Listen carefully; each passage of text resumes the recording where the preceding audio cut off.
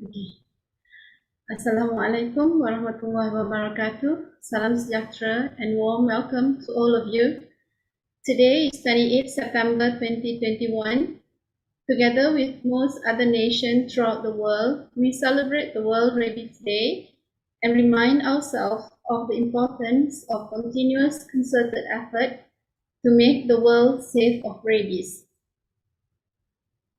This year, Rabies Fact, Not Fear, remind us of key current global issues that also affects rabies elimination that are fake news, how this can negatively affect our rabies elimination efforts, and secondly, vaccine hesitancy and the misconception about vaccination. Without further ado, let's welcome the Deputy DG, Veterinary Health of DBS Malaysia, Yang Hormat Dr. 𝗙𝗵𝗹𝗀𝗀𝗀𝗀, to give an opening remarks. Dr. Ahmad, the time is yours. Thank you, Madam Moderator. Assalamualaikum warahmatullahi wabarakatuh and very good morning to everyone. Rabies continue to be of a concern in Malaysia in light of the current battle that is continuing in the state of Sarawak and the constant threat of this deadly incursion from neighboring country into Peninsular Malaysia and Sabah. Being a well-known zoonosis, human civilization has been battling with this disease for over 4,000 years, and we still have yet to see the end of the terror in spite of the availability of effective vaccines.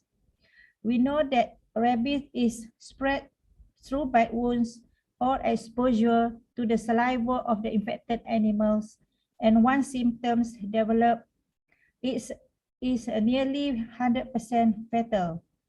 More than 99% of human cases are a result of exposure to a rabid animal, commonly dog, as we see with the struggle of dog-mediated rabies and the human cases in Sarawak. 60% of human cases usually involve children. In Peninsular Malaysia, we are relying on the strength of our rabies immune belt at the northern states, including Perlis, Kedah, Kelantan, and north of Perak, to protect the rest of the state from rabies. We have seen in past outbreak occurring between 2015 to 2016 involving Perlis, Kedah, and Penang, and recently in 2017 and 2019 in Taipei, Perak, due to illegal entry of dogs, either through the porousness of our borders and jetties at fishing villages. Fortunately, we have managed to stem the spread of the disease with quick, effective control through population control and vaccination with good collaboration of relevant agencies and affected communities. Rigorous vaccination conducted at immune belt and affected area certainly increased herd immunity before it spread to the larger animal population at the rest of Peninsular Malaysia. I hope today's webinar would shed greater light and awareness on this terrifying disease occurring in Sarawak, as well the reasons behind our rabies prevention efforts in Peninsular Malaysia and Sabah. To everyone watching this session, I wish great success to the panel speakers who will be sharing on their experiences and the mission both Sarawak and the whole Malaysia is taking to go towards rabies-free Malaysia by 2030. Thank you and hope you will have a great, informative and fruitful session. That's all. Thank you.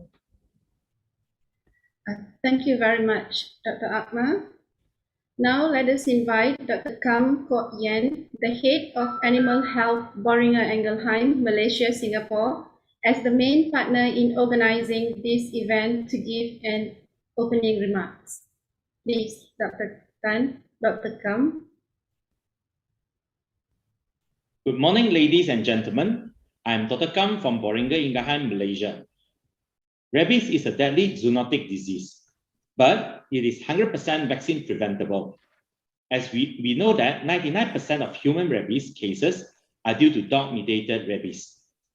The latest estimate is that rabies causes at least 59,000 human deaths every year.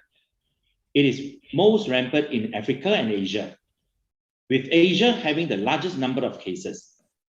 About 95% of canine rabies problems come from these two regions. In Malaysia, the main rabies reservoir is the dog. Hence, it is crucial that we vaccinate dogs. Dog vaccination against rabies is the most efficient way to eliminate human rabies, and at least 70% of dogs should be vaccinated for it to be effective. Education and awareness about the disease can also make a huge difference. People who are aware about rabies know how to protect themselves, especially in the case of a dog bite. Today is World Rabies Celebration Day, and the theme for the year is Rabies, Facts, Not Fear. Boehringer Ingelheim with Mayriel Legacy has a long history of dedication to rabies prevention. In fact, WHO, FAO, OIE, and GARC came together in 2015 to form the United Against Rabies collaboration and adopt a common strategy to achieve zero human rabies death by 2030. With the recommendation in mind, Boehringer Ingelheim reaffirms its commitment to joining forces in the global fight against rabies. This year, BI together with RONMA is honored to join this national collaborative action with 𝗙𝗵𝗋, 𝗙𝗵𝗋 Sarawak, and 𝗦𝗿 for this live webinar to raise the awareness to fight against the rabies in our nation. The fight requires everyone's effort, and together we can do it. Thank you, everyone. Thank you very much, Dr. 𝗙𝗵𝗹𝗶, for the opening remarks. Our first speaker is Dr. Stephen Gabriel. Dr. Stephen graduated from UPM with a Doctor of Veterinary Medicine in 1980. After graduation, Dr. Stephen joined the State Department of Agriculture and later in January 2017, joined the newly established Department of Veterinary Services Sarawak. He has working experience of 40 years. Currently, Dr. Stephen is the Deputy Director for the Veterinary Health and Compliance sector and overseeing 3 divisions in the department, which are Animal Health Division, Veterinary Public Health Division, and Regulatory Divisions.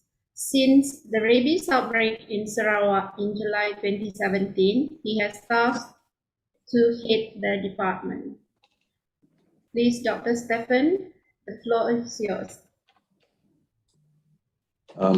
Thank you, Dr. Jamalia. Timbalan, 𝗙𝗵𝗹𝗶, and all listening to us this morning. Good morning, and we can start this presentation. I have about 20 odd slides, but just to recap, can I have next slide, please? Just to recap, just a brief rabies outbreak in Sarawak. We had first human case on 30th of June 2017, and we had rabies confirmed on 4th July 2017. And we immediately, under our Veterinary Public Health Ordinance, we declare areas where rabies first started, that is in the Siran districts. At the same time, the anti-rabies vaccination order was also in place. So during those few months that we tried to control rabies, we were not successful in preventing rabies from spreading from one district to another district. That's why the government took the initiative to involve 𝗙𝗵𝗹𝗶 of Malaysia National Security Council to assist the Department of Veterinary Service in controlling rabies outbreak in Sarawak. So the government can pull all the resources, all those that can be involved will be taken into to help prevent the spread of rabies from further spread. But it's still spreading. So until recently, up to 26th of September, we have declared, the state has declared 72 areas to be rabies infected in Sarawak. And also to mention here that there were 35 human cases, of which only 2 survive. Probably the next speaker can highlight on this. And we have vaccinated cumulatively more than 200,000 dogs in the state. So before I go into the challenges and experiences, I'd just like to show this slide, which was presented during one of the workshop in Bangkok in 2018. This is a slide taken by the presenter, was Rand Wallace, I think. He said, every country can eliminate canine rabies through vaccination within 13 years. I mean, for the state, we were trying to do it in 7.5 years. So basically, the time to eliminate rabies depends very much on the dog vaccination coverage. And this is the only way that we think that rabies can be eliminated. And of course, was mentioned by the Dr. Kam just now that vaccination is one of the most effective way and the cheapest way to prevent, to control or eliminate rabies. So if you look at this slide, rabies simulation falls to about 6, 7, a few categories. The phase 1, which is preparation. The state of Sarawak, actually, when we did conduct mass vaccination in our first areas that we had rabies, we were able to achieve even up to scaling phase within 3 years. That we have before 2018, before the end of 2018, we were already vaccinating close to 65% of our dog population. And then we were actually trying to move to phase 3, which to reach that 70% coverage and sustain it for a couple of years, at least 3 years. Then we can apply to the OIE for our freedom status again. But as you all know, a lot of our activities were curtailed by the COVID pandemic. So we are now back to square one. We are probably down to like 20% vaccination coverage. Okay, next slide. This was mentioned also earlier that there is actually a tripartite group, basically the World Health Organization, the OIE, the FAO, and together with the Global Alliance for Rabies Control. These are the 3 world bodies that has made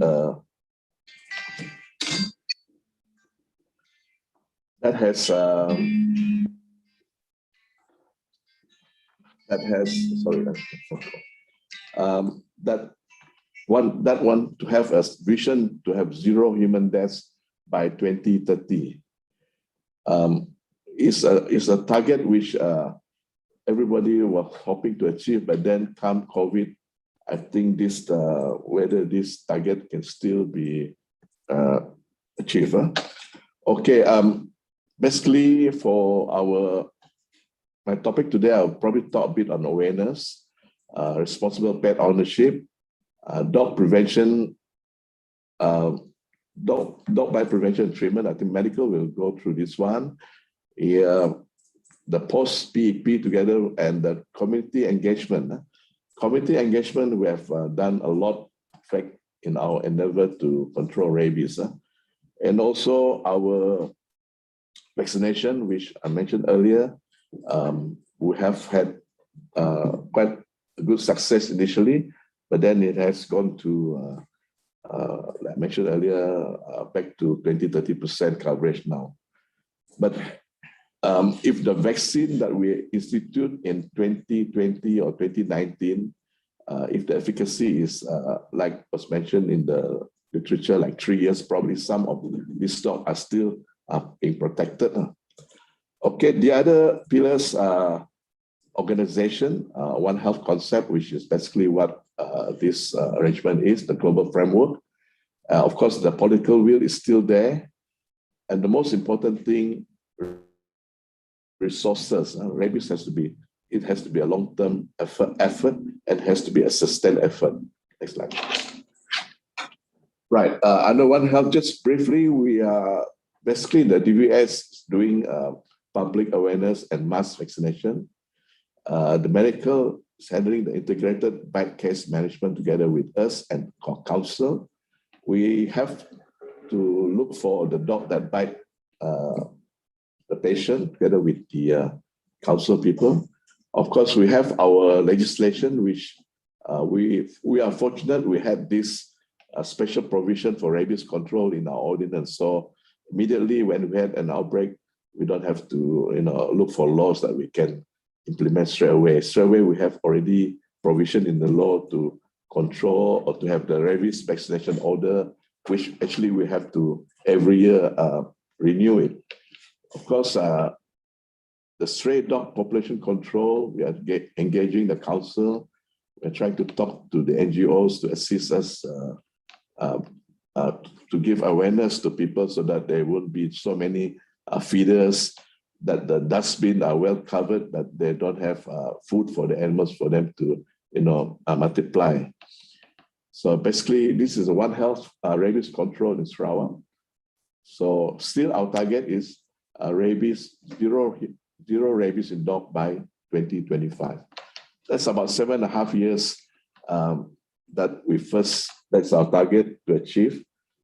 We had this 2025 as our target after 2 sessions of seminars, which we involved a lot of stakeholders, the medical, the police, the council people, the NGOs to formulate. And based on the input that we put into 𝗓𝗍, 𝗓𝗍 is one of the tools that we can use to see how far we can control rabies. That is, 𝗓𝗍 is stepwise approach to rabies elimination, 𝗓𝗍. Okay, next slide, please.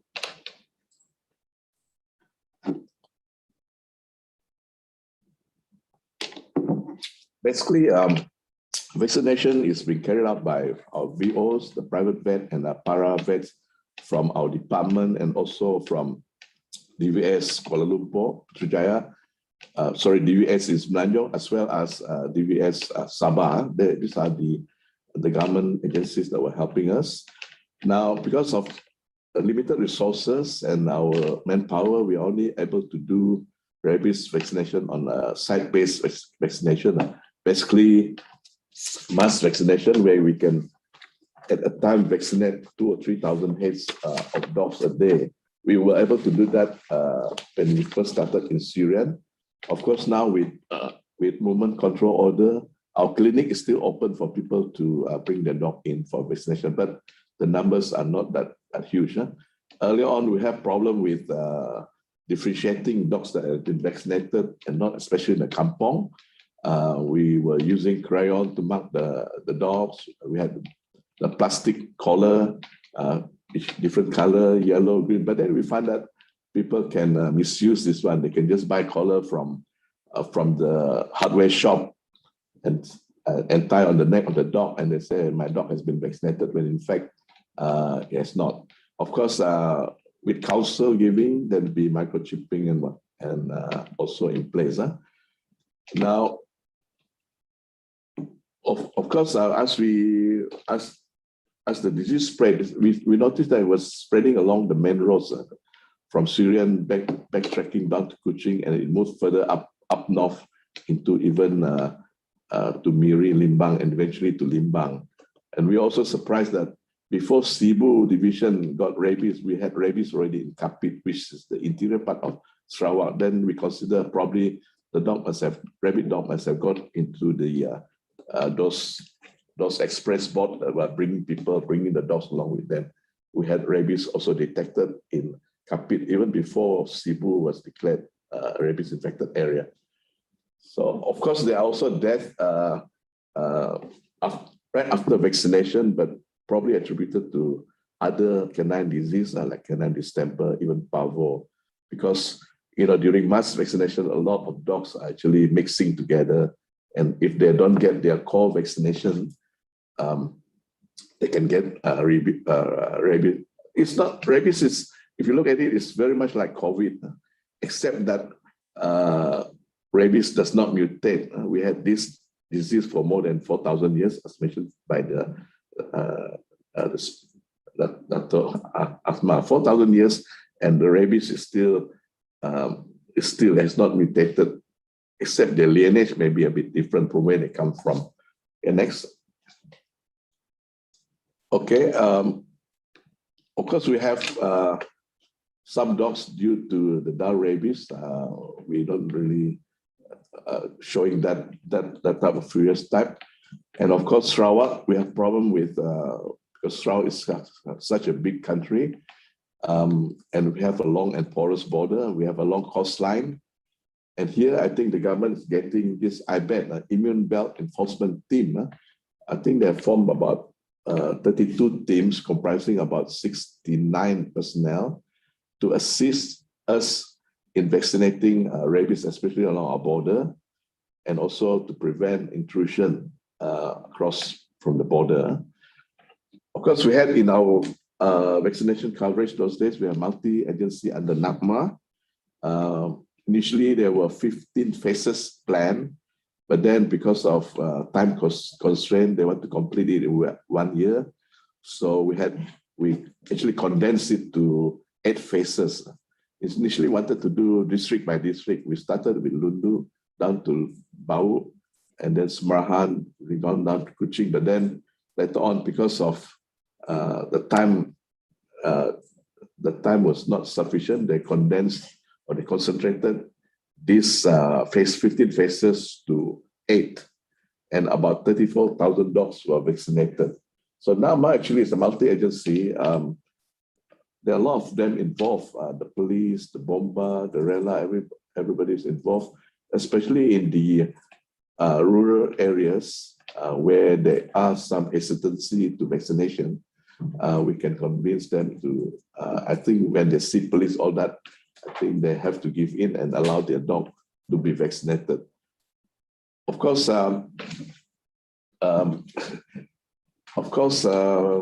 in the rural areas, the hunters also may not want their dog to be vaccinated because they say it will affect the hunting ability of the dog. And next slide. Next, please.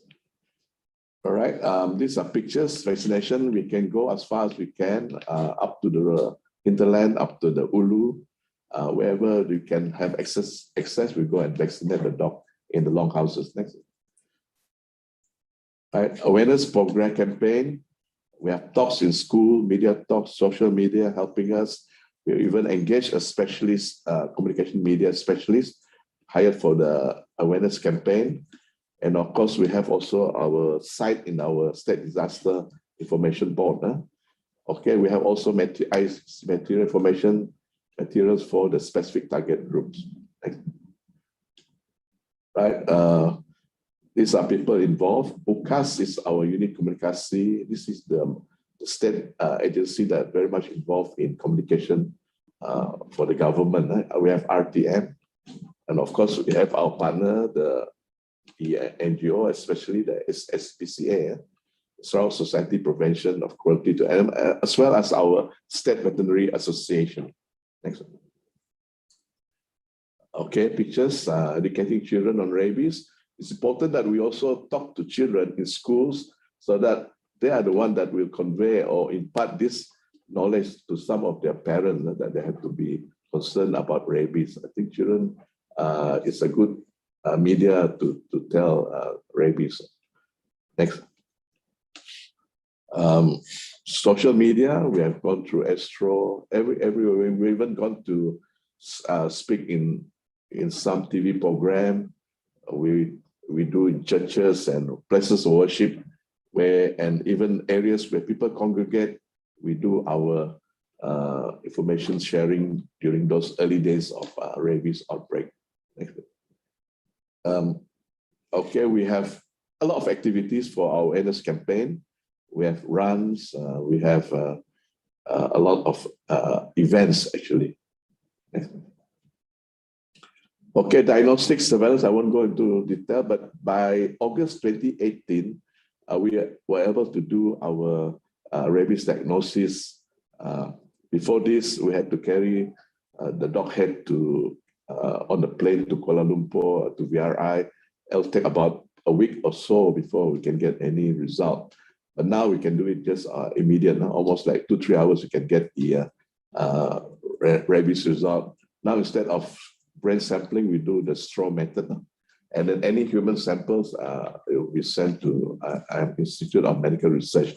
UNIMAS is also helping us to determine the lineage of the virus. And of course, it's more or less confirmed that it's from our counterpart from Indonesia. And there's one incident where the patient from Indonesia under treatment here, we will manage to get his sample before he goes back to Indonesia, and that is tested to be the same lineage. That means we can confirm that this rabies is the one, probably the same lineage with Indonesia. But nevertheless, we also have to worry about incursion from Philippines, from Vietnam, because we have fishing boats coming to Sarawak.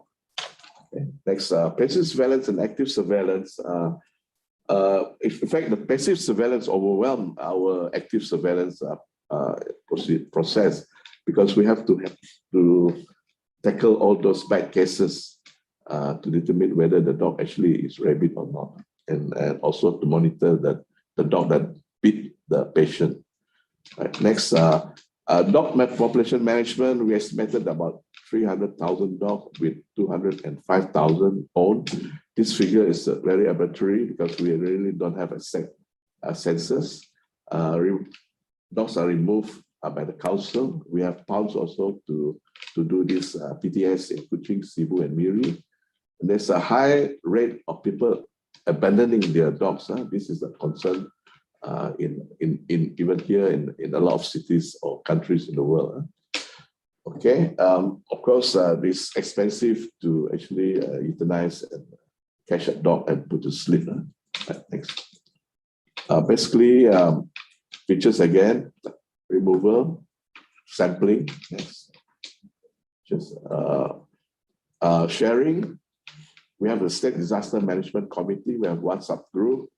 We have rabies hotline maintained by the local council, and we have also sharing data together with those stakeholders and those involved, and also a rabies app, which we will be launching this year for this World Rabies Day on the 2nd of October.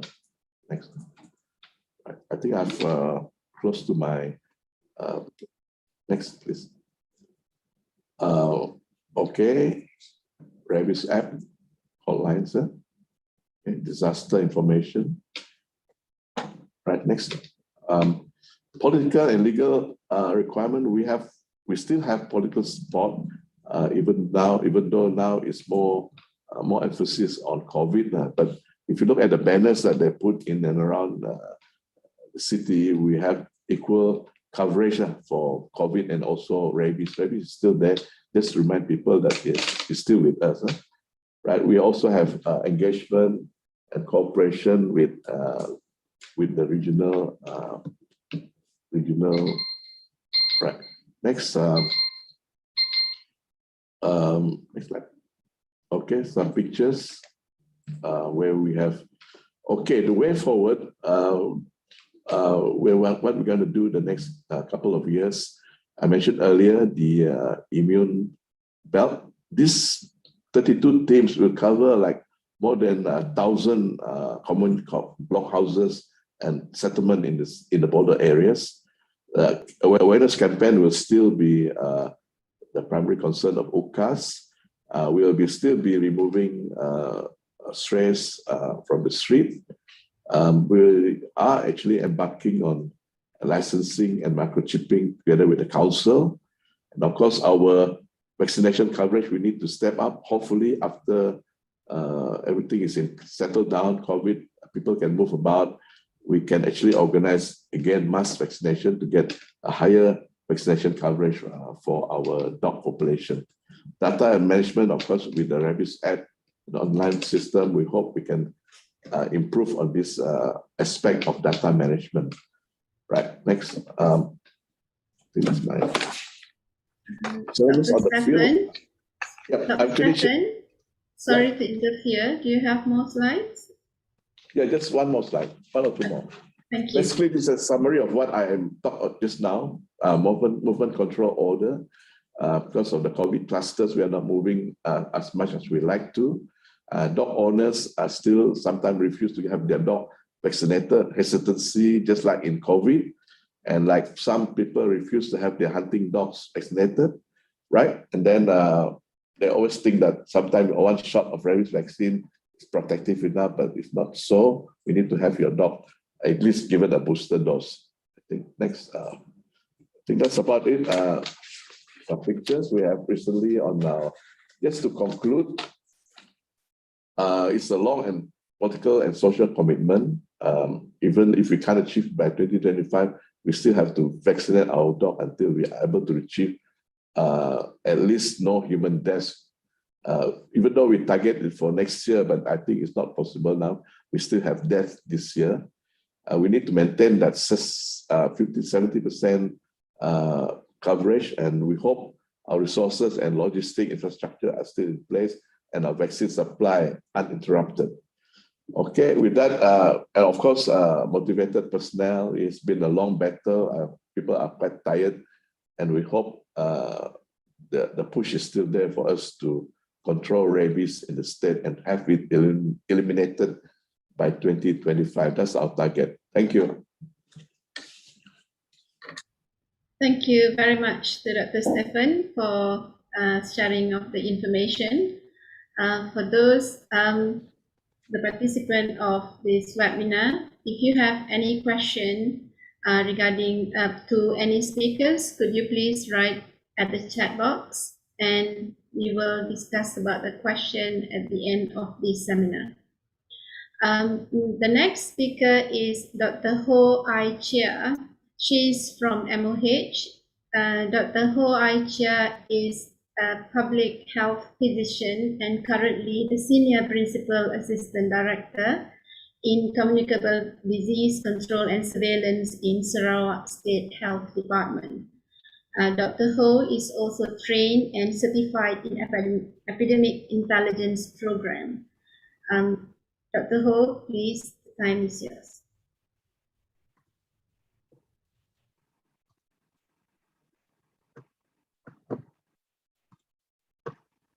Good morning. Thank you very much, Madam Chairperson. So, hi everyone, I'm Dr. Ho from the Sarawak Health Department. So, I have actually involved in the human rabies control in Sarawak since 2017 until now. So, I'll be sharing some of the information as well as experience in controlling the human rabies in Sarawak. So, just as a start, as we know, Sarawak has been historically rabies-free until the current human rabies outbreak was actually declared by the Ministry of Health on the 1st of July 2017. So we do not have any rabies cases before that. So the first was actually detected on the 30th of June and was announced on the 1st of July. So at that time, the very first initial 3 cases started off in Serian division actually, when we have 3 pediatric cases, aged 4 to 7 years old at the time.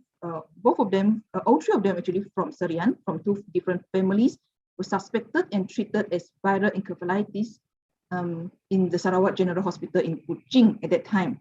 However, after almost 3 weeks on admission, the clinician was still unable to find the exact cause of illness for these 3 children. However, there are some similarities for these 3 children, other than all coming from Serian division.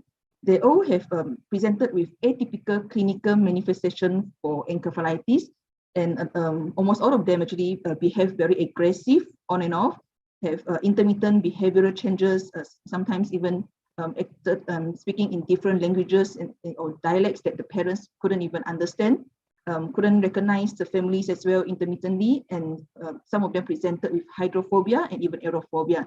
So eventually all of them progressive clinically, and until they all require assisted mechanical ventilations support. So the pediatrician only started to suspect rabies encephalopathy at that time when one of the father of one of the child informed and reviewed the history of dog bite of his daughter about 1 month before the onset of the symptoms. So the suspicion was even higher when the other 2 children also have dog bite history, when we actually further asked from the parents of the 2 other children. So immediately we actually initiated investigation in the 2 affected villages, and we was quite surprised when we actually interviewed the villagers as well as the staff from the clinic and also the hospital, and realized that there has been few weeks history at that time that the dogs at that area, namely the affected villages, the dogs actually turned aggressive, very ill, and some of the dogs just disappeared or died unknownly. So that high suspicion in mind, so we quickly took the sample for these 3 children and was sent over to the Institute of Medical Research in Peninsular Malaysia on the 30th of June, and the result was positive on the same day. So Ministry of Health actually informed and announced the outbreak of human rabies for Sarawak at the time on the 1st of July. So we have carried out very extensive active case detection at that time, door to door in Serian within that 10-kilometer radius, and expanding further and further based on the results of findings from the DVS. So we're actually searching for those whoever have been bitten by dogs for the past 3 months at a time, knowing that the incubation period at that time was about 1 to 3 months for rabies. So every day counts actually for us to actually search for everyone within that period before they actually presented with the onset of the symptoms, so that we can actually give vaccination to them and prevent them from progressing to the disease actually. So eventually at that year in 2017, we have another 3 more cases detected at that time. So a total of 6 cases actually, with 5 mortalities being detected, all of them from Serian division in 2017. So in 2018 itself, we have another 10 cases. However, these cases were actually not only in Serian, we also seen in Kuching, Semenjang, and 𝗏𝗏𝗏. So another 6 cases in 2019. At this time, we have a case that was actually bitten in the central zone in Muka division. Last year, when we started COVID-19 pandemic, as well as the MCOs and so on, we do not have many cases in the first half of the year, but we do have cases in Cebu, that is in the central zone. But the second half of the year, we're seeing another 7 new cases, giving a total of 9 human rabies in 2020. So this year itself, we have reported officially 4 human rabies, so mainly in Cebu and also in Lundu district as well. So at the moment, we have officially declared 35 human rabies with 33 deaths actually. So at the moment, we have 2 survivors. One is one of the child detected in 2017. However, unfortunately, the child actually survived, but with very severe neurological deficit. The other one was last year. So fortunately, that child, one of our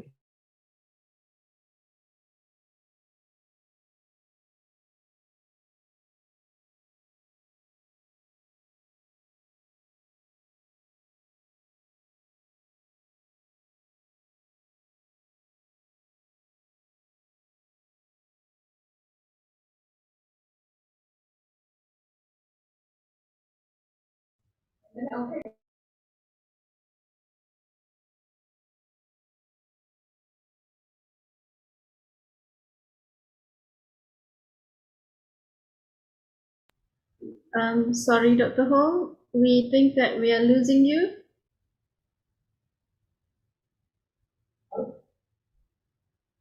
Dr. Ho? Oh, no.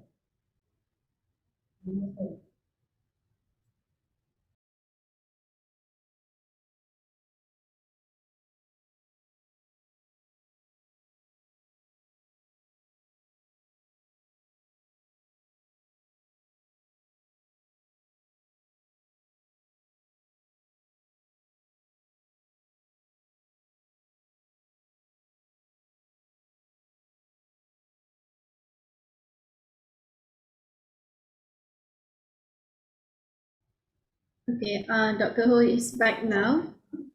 Yeah, sorry. That's I'm so fine. sorry, I think the line was not good. So you can see my slide again? Yeah. All right. So I'll just continue on. So just mention actually, hopefully this is where I end actually. So at the moment we have 35 human rabies being declared actually so far. So 33 deaths with 2 survivors so far, and age range from 3 to 80 years old. So far all of the 28 cases that we know the history were all related to dog exposure from dogs actually. So 26 of them have history of dog bites, but the other 2 do not have a direct bite history from animals. So just a recap, from all the 35 cases in 2017, the cases actually were all 6 cases were actually found in Serian, but in 2018,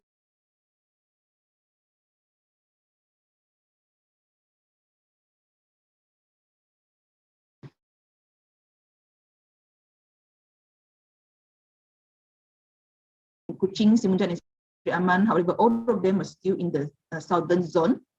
In 2019, there's a Sudasha zone. Here we have 9 cases seen only from the southern, but also from Sibu at the central zone in the northern sub-region. So total of 35 cases being reported so far. So as what Dr. Stephen has actually mentioned a lot about the control, because most of the controls were actually under the Department of Veterinary Services actually. But again, probably just go through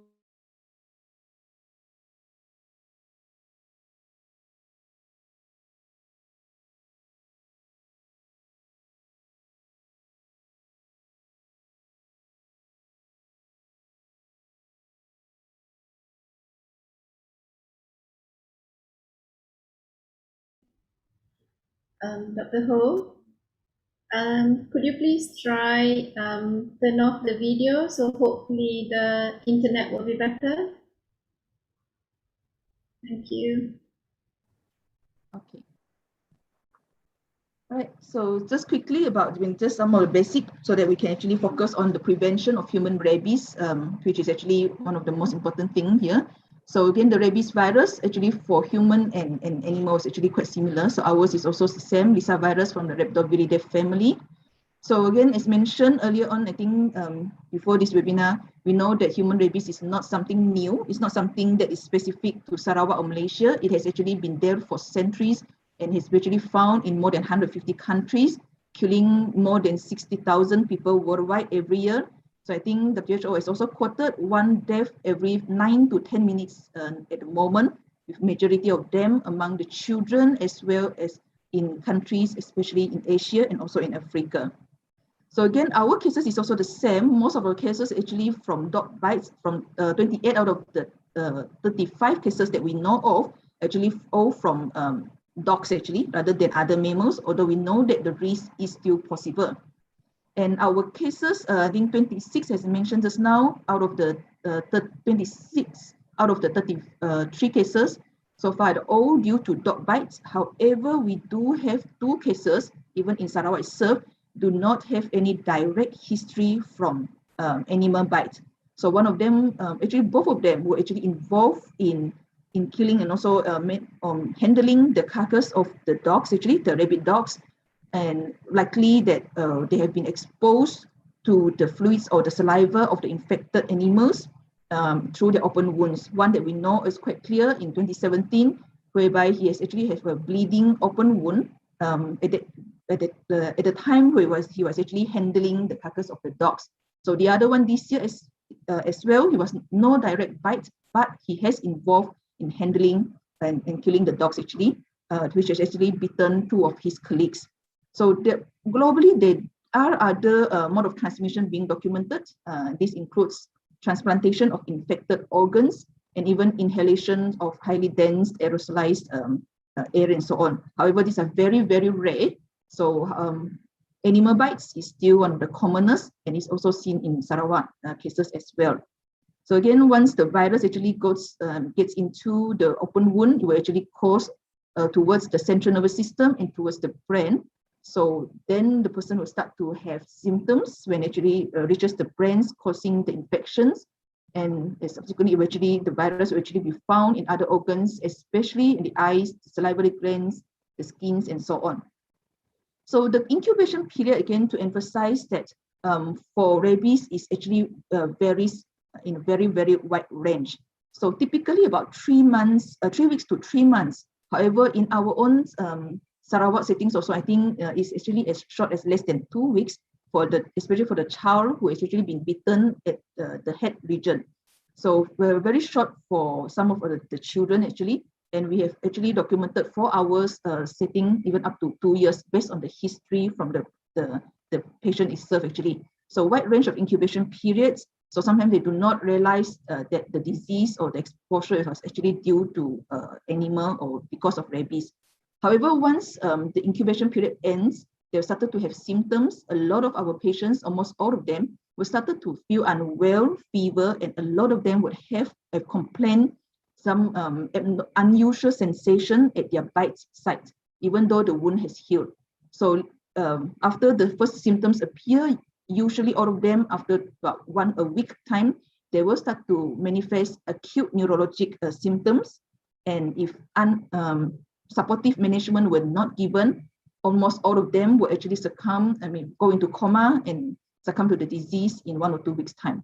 Okay, this is common and also seen in all our 33 cases as well. So when they go into acute neurologic phase, some of them will actually present with the encephalitic or furious form, whereby they will have turn very aggressive, intermittent change of behaviors. This is commonly seen among our pediatric cases actually. Turn very aggressive, and sometimes intermittently don't even recognize the parents, and it can be very, very frightening for the parents and the family members as well. So the other type, which actually more commonly seen in our adults patients actually, are the paralytic or the dumb form. A lot of them typically presented with weakness over the site of the wound site actually. For example, if they were actually bitten on the left toe, they will start to have weakness over the left lower limb, which will subsequently progress upwards and towards the other side of the body. So this is also very typically seen in our patients. And once all these symptoms appear, we know quite surely about the diagnosis, and we'll actually take samples to confirm the diagnosis as well as the prognosis. So again, to emphasize again, once patient presented with any signs and symptoms of rabies, it is almost too late for us to save their life. So a lot of people are still asking for rabies. Again, there is no RTK antigen or any PCR or any saliva or any swab that can be used for us, even any blood test that can be used for us to detect rabies before the person started to manifest any symptoms. So we can only test them or confirm the diagnosis or to take any samples once the symptoms started. But again, as we know, once the symptoms started, it is almost impossible for us to salvage actually. So again, the most typical samples that we are taking is the skin biopsy at the back of the neck. Frequently also we will send the saliva as well as cerebrospinal fluids. But infrequently we will actually send the urine and also serology because usually the yield will be much lower. But again, the gold standard is still the brain biopsy. But there's only for post-mortem cases. We won't be able to take the brain biopsy samples in a person who is actually still alive actually. However, that is actually the gold standard. So, however, for human rabies prevention is actually very, very simple step that actually has proven even in the 2 of our survivors, especially the second survivor that we have, because of the very prompt action that were actually taken by the mother, the child still have chance of surviving the disease actually. So very, very simple measures actually. We are just, always have to emphasize to our public, once being bitten, they just have to wash the wound as fast as possible under running tap water for at least 15 minutes and preferably with salt. So then just cover up the wound and quickly seek assessment and treatment in any nearest health clinics or any hospital, whether it's government or private. They're all well trained to be able to refer to the nearest dog-bite clinics. So the most important thing is we need to know whether there's an open wound infected, or if it is once an open wound has actually been seen, is at least category 2 or 3. So its bleeding can be seen spontaneously or upon pressing this category 3. So what to emphasize is that although category 1 means that there's no open wound, but we do have cases that we suspect the exposure because of having very severe dermatitis or very severe eczema skin infection. So once this exposed or very wet wound actually has been seen, came into contact with the saliva or any of the fluids, the risk is still there actually for the transmission. So very simple ones, if it's just a clear-cut category 1 without any open wound or any exposed mucosa, basically we just wash the wound. However, if there's already category 2, we will assess if the risk is high, we will give anti-rabies vaccination. Category 3, again, they will need another additional, that means they will need at least rabies immunoglobulin as well, that will be injected over the site of the wound on top of the vaccination. So we have actually prepared all our facilities, all our district actually, having dog bite clinics that's actually equipped well with the stock for rabies vaccines as well as for immunoglobulin in 5 of our major hospitals all throughout Sarawak. So they're actually readily available at all time, and all the facilities, whether it's government or clinics, government or private, has been well trained to be able to refer to these 25 dog bite clinics and the 5 hospitals with RIG. So just to emphasize that there's a lot of regime that we can use for the post-exposure vaccination actually. But the most common one is the one that we're using now in Sarawak, is the IPC regime. It can be usually about 3 doses over the 1 week period. But for those immunocompromised, there'll be another additional dose on day 28. For the other regime using intramuscular administration, there'll still be 4 doses at least within 2 to 4 weeks actually. Okay. So those immunocompromised, they will be given another dose. So meaning to say that for those naive person who have actually not been vaccinated before, the doses will be about 3 to 5 doses, depending on their severity and also the immune status actually. So for those who have completed the vaccination before or given pre-exposure prophylaxis before, they will still have to come forward for assessment and further doses of the vaccinations if they have actually been last completed the vaccination more than 3 months ago. So even if they have been bitten before, they still have to come forward for additional doses, and we will assess them further. But usually they will not, they do not need immunoglobulin for that. So for pre-exposure prophylaxis, we are still giving to all our frontliners, especially for those involving in the field, in the local council, as well as our DVS, and also those actually working in the lab.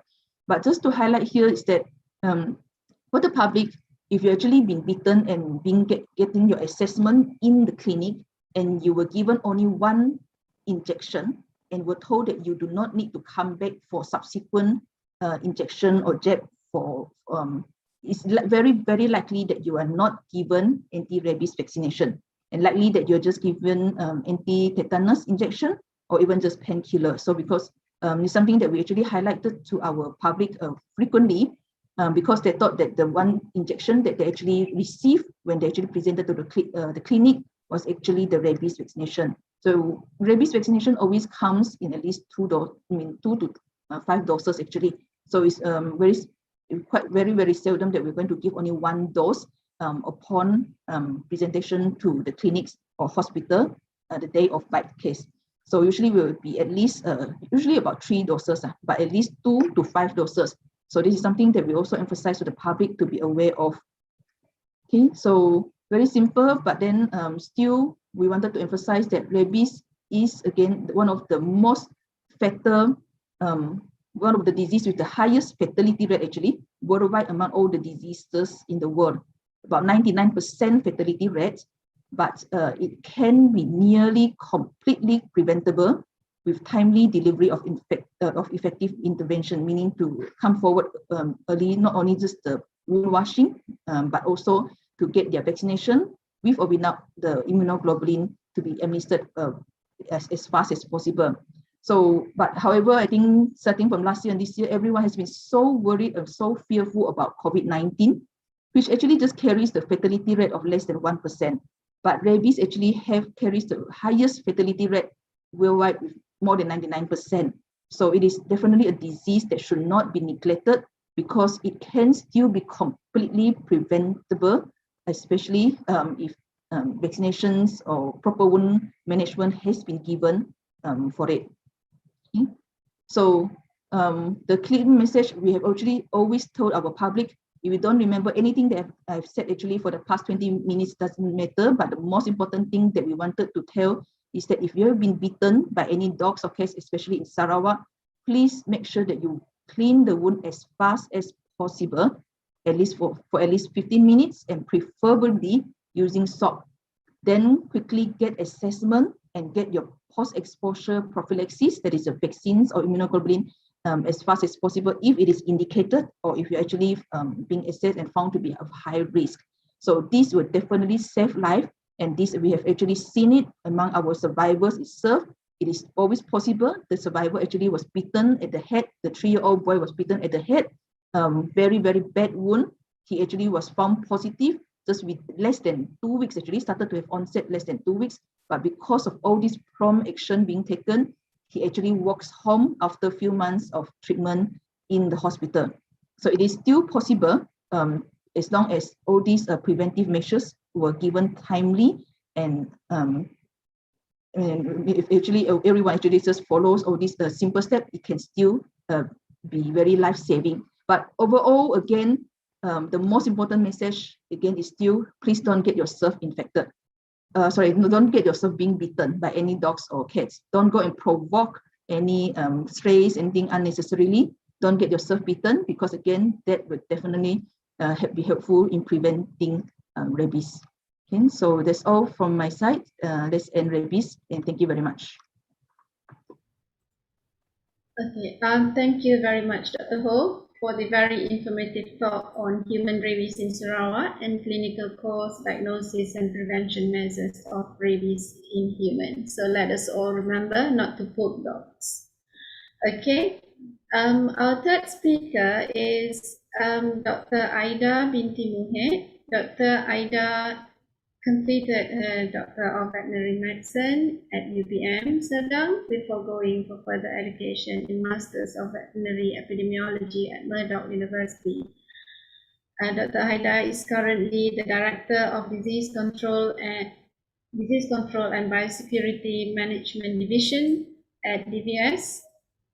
And Dr. 𝗖𝗍 has been with DVS for 25 years with vast experience in animal health and at DVS headquarters and as Johor State Director.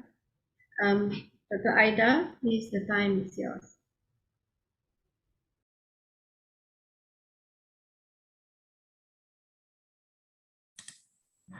Okay. Assalamualaikum and a very good morning. Thanks for Madam Chair.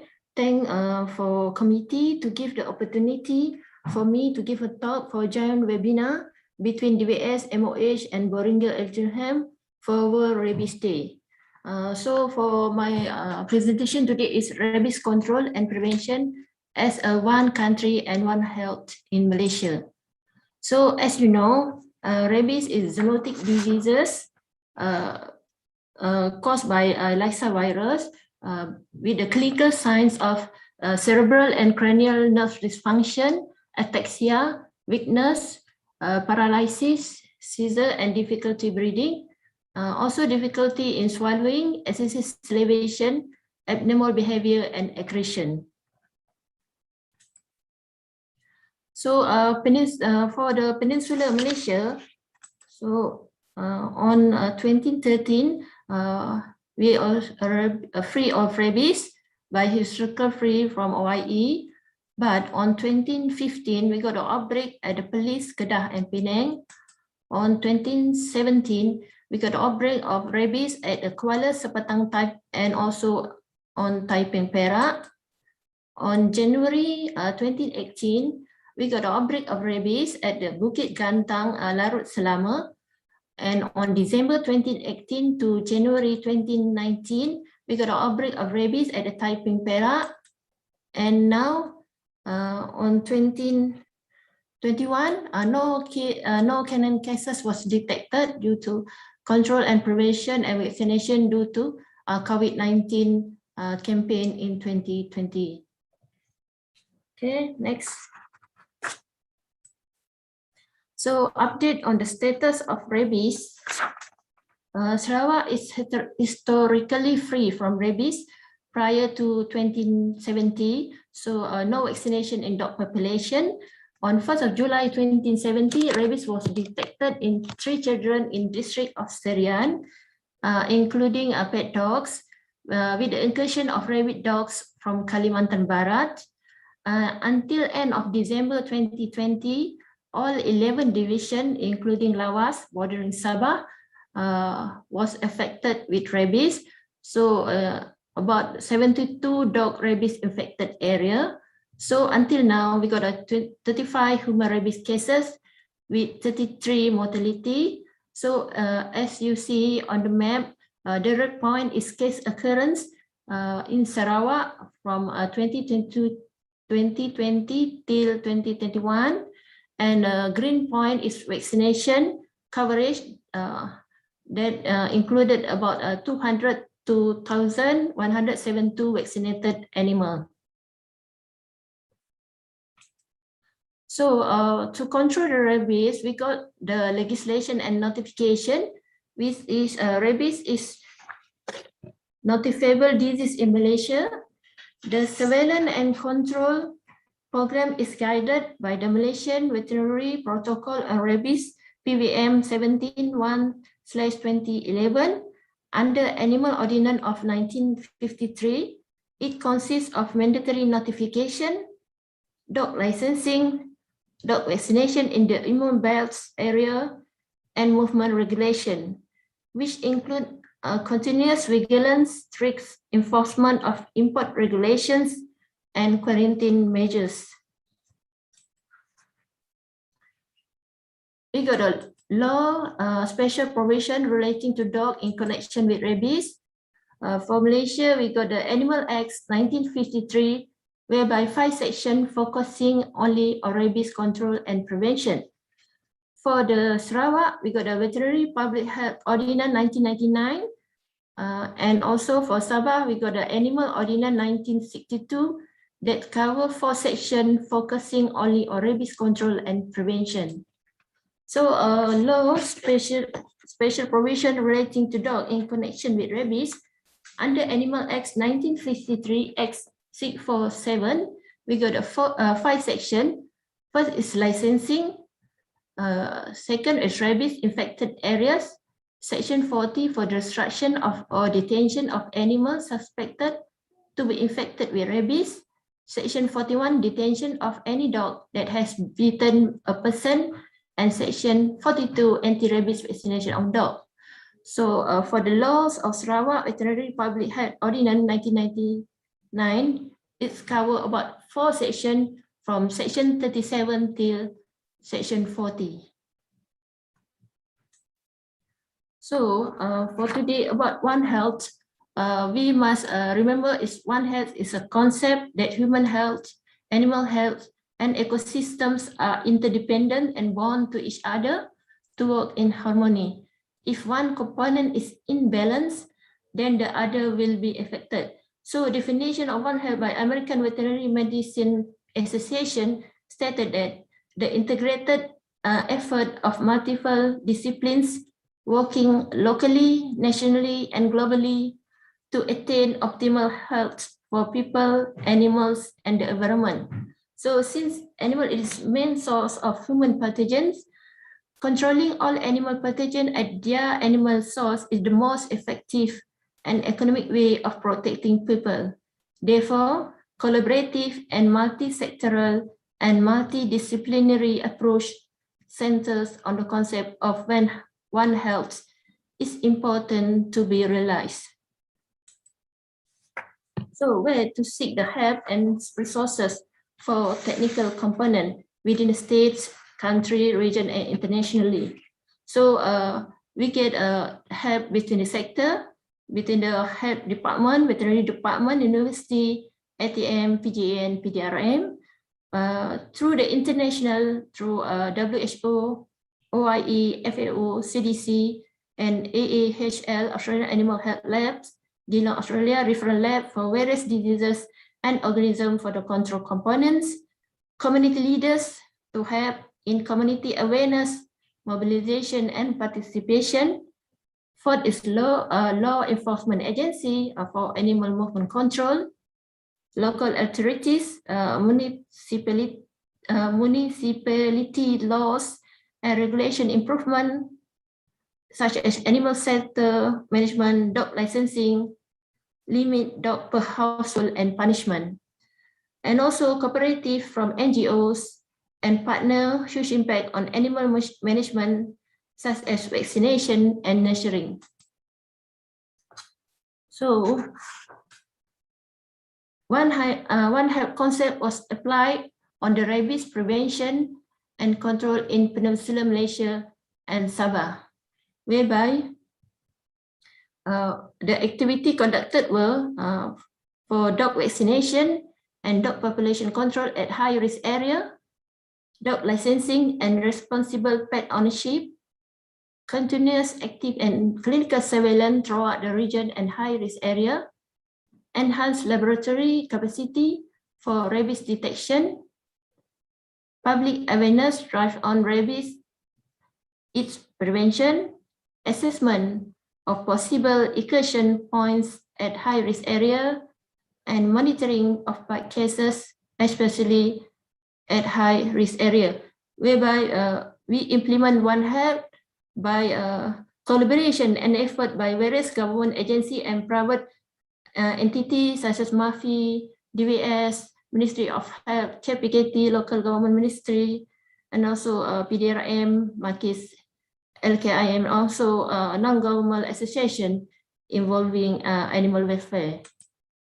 So we use the One Health in order to prevent and control of rabies in Peninsular Malaysia and Sabah. So for rabies immune bed was established in order to continue activity to control rabies at the northern part of Peninsular Malaysia, about 50 to 80 kilometers from border Malaysia-Thailand, whereby we do the dog vaccination and dog population control at high-risk area. We do the dog licensing and responsible pet ownership, continuous active and clinical surveillance, public awareness, assessment of the public assessment of the possible incursion point at high-risk area, and also monitoring of bite cases.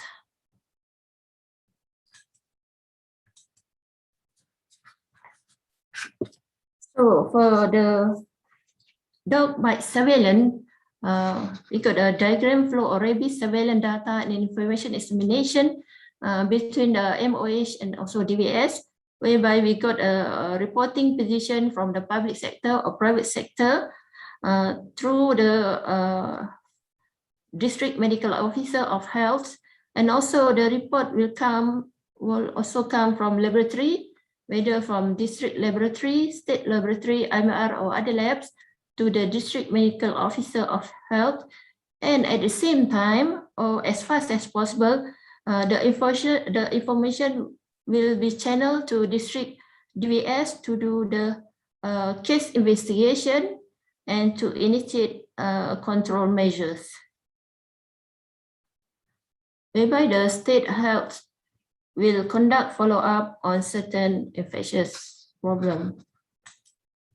So it is important to do the integrated bite management, whereby the public and animal health care providers, such as clinicians, nurses, and also veterinarian, paravet, and laboratory work together to report the cases and give feedback for the control measure taken to overcome the infection. So for the rabies diagnosis, it is important to know about the animal case definition, the human case definition, integrated dog bite case management, detection of RABV or RNA virus, case confirmation, and timely decision on post-exposure prophylaxis. So public awareness is also a key important role in order to control the rabies. So public awareness should be given to the public and also stakeholder, such as we already conducted National World Rabies Day 2020 at 𝗘𝗵𝗹𝗶 last year. For the rabies control in Sarawak, with a mission to free rabies on 2025, is also conducted by using One Health concepts, whereby we do the enhanced dog vaccination and dog population control and management, dog licensing and responsible pet ownerships, continuous active and clinical surveillance, enhanced laboratory capacity, public awareness, establishment of immune belts, and monitoring of bite cases. So with the concept of One Health, we got the integrated work effort that been done through Agensi Pengurusan Bencana Negara (NADMA) by DVS, MADI, MAFI, Penelitian Department of Veterinary Services of Sarawak, and also Ministry of Local Government and Housing of Sarawak, PDRM, ATM, and much more. So for the first phase, we do the integrated Ops Rabies Sarawak on February to November 2019, whereby a concerted effort was done by integrated Ops Rabies Sarawak February to November 2019. By vet and paravet from Peninsular Malaysia, by using a ATM asset to give helping hand through air, but to improve the dog vaccination and dog population control management. So we also go to the rural area by river, and also long journey to the rural area. It is quite challenging experience to conduct public awareness, dog population control and management, and also dog vaccination at the rural area at the Sarawak.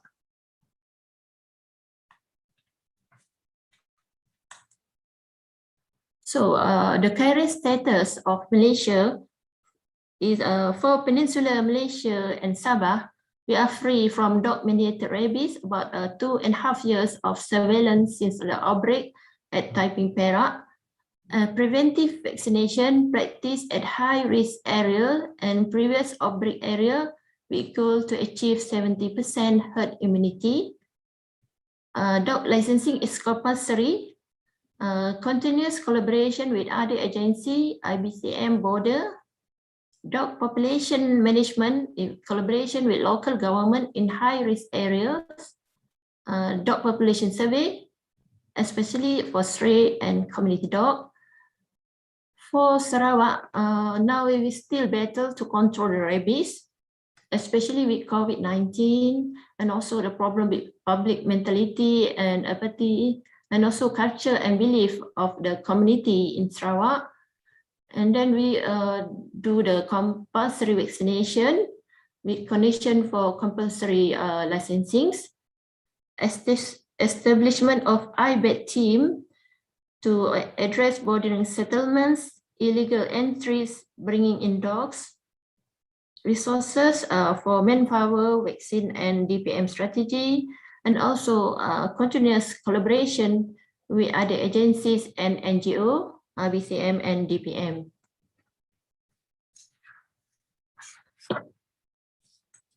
So rabies control through One Health rabies is a vaccine preventable disease. Vaccinating dogs is the most cost-effective strategy for preventing rabies in people.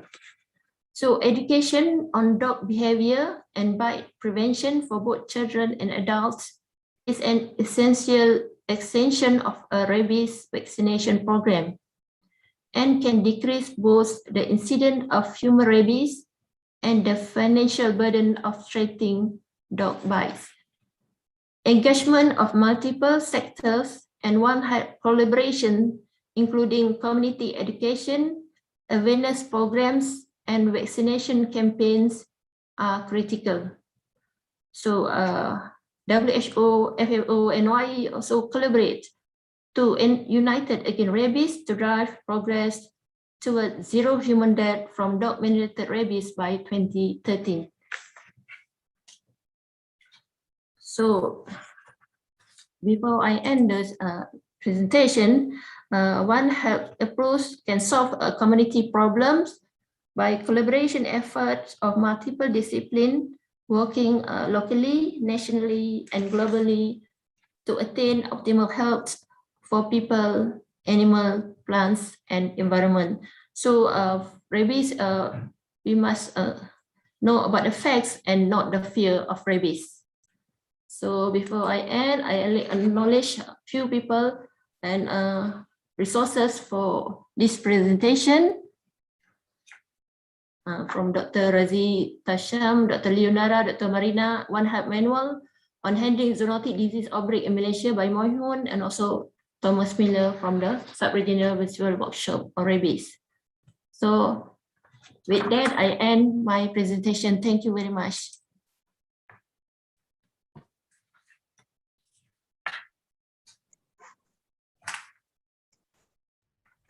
Thank you, Dr. Aida, for the explanation on rabies control and prevention measures in Malaysia. Let's move to our final speaker. We would like to invite Dr. Tan Do-Yu from Boehringer Ingelheim. Dr. Tan is a veterinarian with PhD qualification, currently the head of technical services for companion animals for the Southeast Asia and South Korea. Dr. Tan has more than 10 years of working experience in animal health industry in different regional roles with extensive background in technical, regulatory, and commercial operation. Dr. Tan is currently based in regional office in Singapore. Dr. Tan, the time is yours. Thank you. Hello and good day, everyone.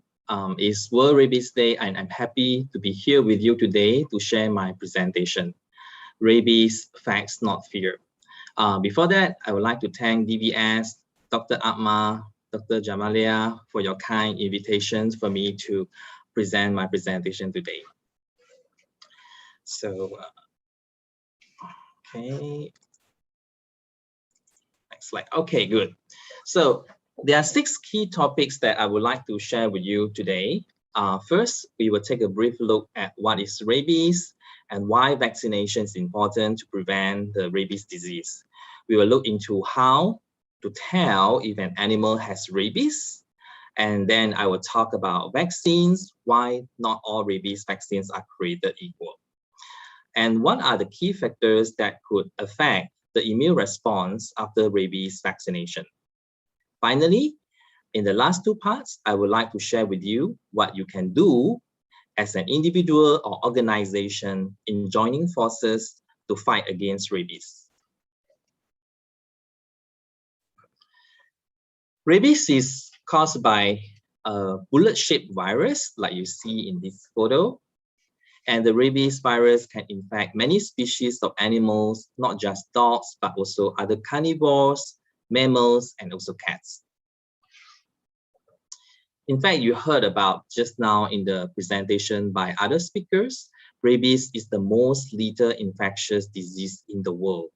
It's ranked as a #1 at the first place with the highest mortality rate, with virtually 100%. So if we compare it with Ebola and Nipah virus, you can see that this disease is is deadlier than the other disease.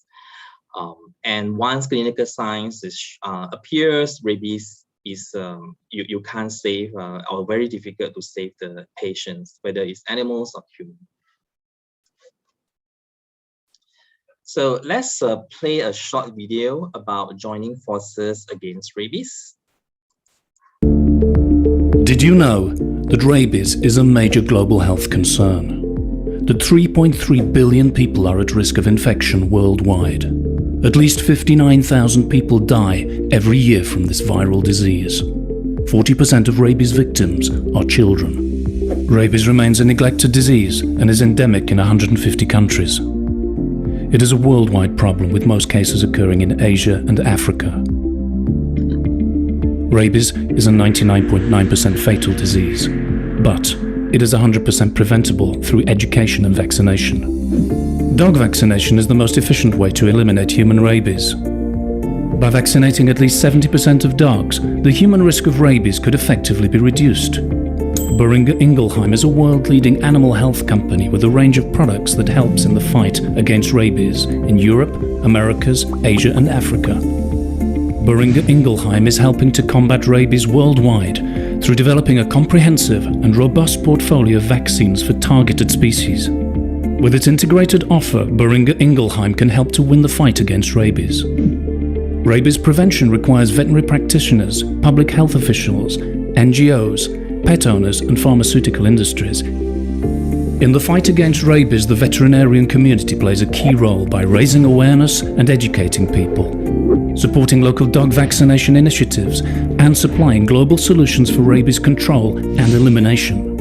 The Boehringer Ingelheim rabies mission is to empower people in a global effort to eliminate rabies through the vaccination of animals and providing services and solutions. With Boehringer Ingelheim as your dedicated partner in rabies prevention, we can win the fight against this disease and ultimately protect lives. Boehringer Ingelheim Rabies, joining forces against rabies.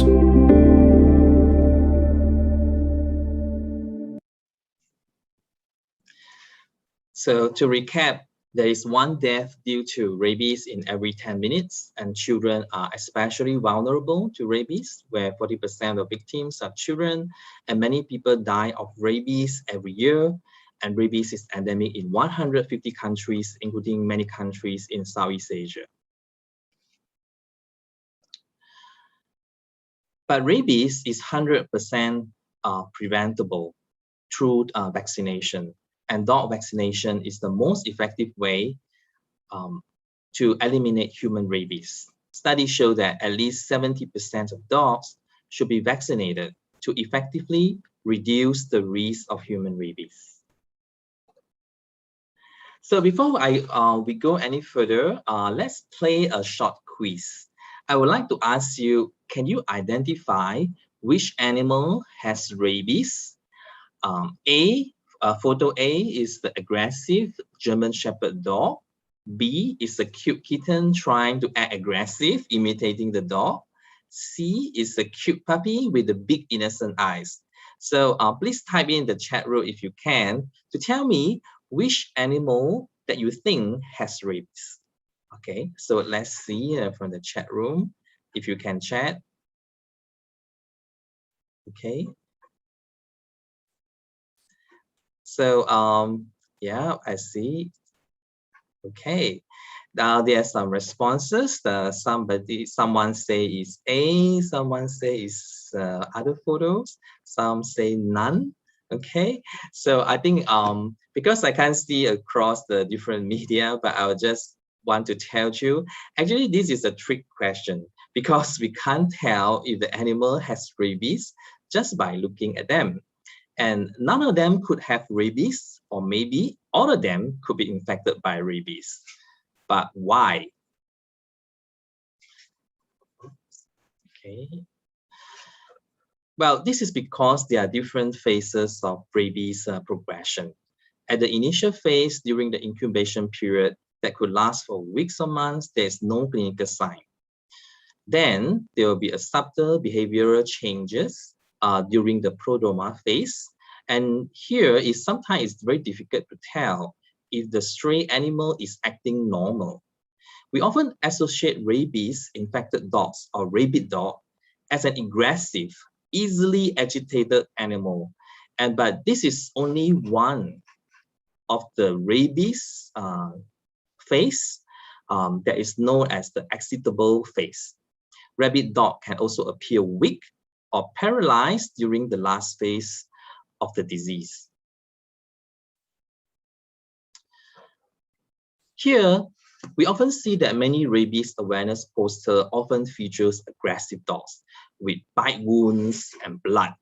If someone was bitten by the big dog with large wound, I assume he or she will likely to seek medical attention, and the medical doctor may administer post-exposure prophylaxis, PEP, appropriately. But what about small bites and scratches after playing with the stray cute kittens and puppies? What about the children that play with these stray animals? Would they tell their parents about their small wounds? Unfortunately, many people do not associate the normal-looking cute animals can also transmit rabies, where after all, it's not described in the poster, right?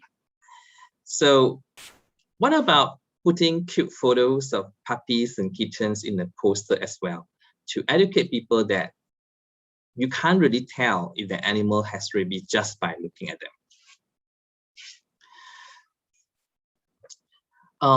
You know, for tourists that came from rabies-free countries, awareness about rabies is life-saving. And sadly, for these unsuspected tourists, they die of rabies because maybe they don't associate the rabies with the aggressive, with the puppies or kittens. They only associate it with the big dogs, aggressive dogs. But it's not all the case for rabies infections in animals. Here you see on the left, sadly, a lady was bitten by the puppy while on her holiday, and she passed away because of rabies. And another case of a boy who died of rabies because bitten by a puppy. Indeed, only 12% of foreign travelers to Southeast Asia are fully vaccinated against rabies. Dog vaccinations remains as the most effective way that we can eliminate human rabies and save lives. As in the independent study in Switzerland, tested different brands of rabies vaccines, and they found that some vaccines perform better than the others. In this graph here, the higher the peak means more vaccination failure. So you do not want to have higher peaks.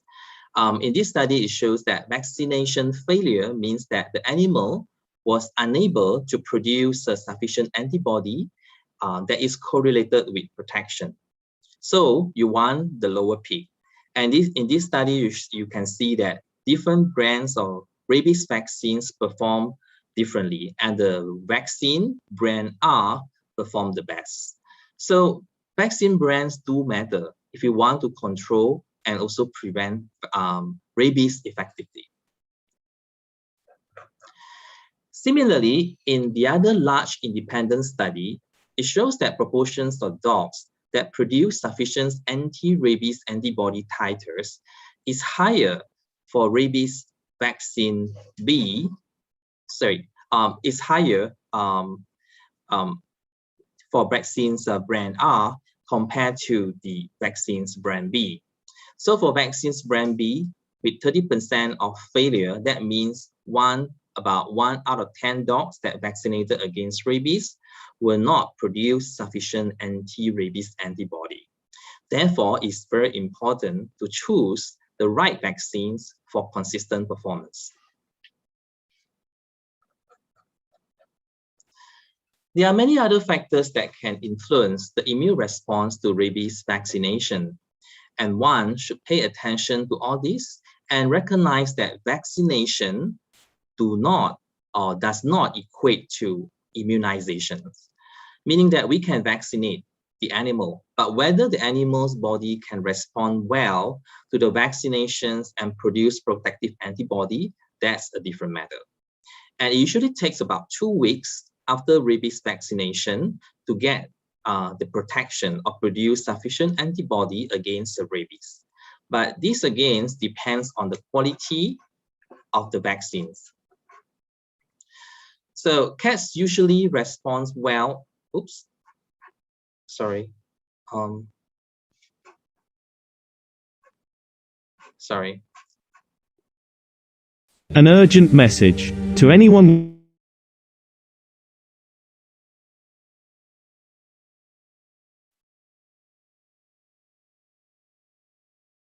blood sugar, and it has nothing to do with eating carbs or sugar or even genetics, but instead with beta cells.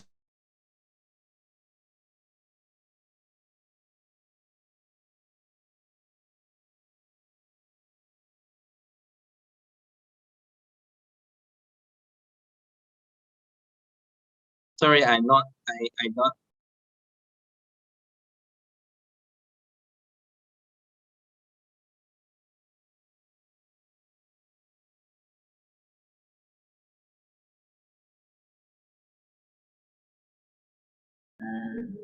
Dr. Sorry. Tan. Yeah. Sorry. Okay. I'm not sure what Right. happened actually. So some things just go on, but just let me continue. Sorry. Okay. Okay. Can you see the screen now? Yes. Can you see my screen well? Yes. Okay, that's good. Thank you. Okay, let me continue. Is that when we vaccinate, that we want to know that the animals can respond well to the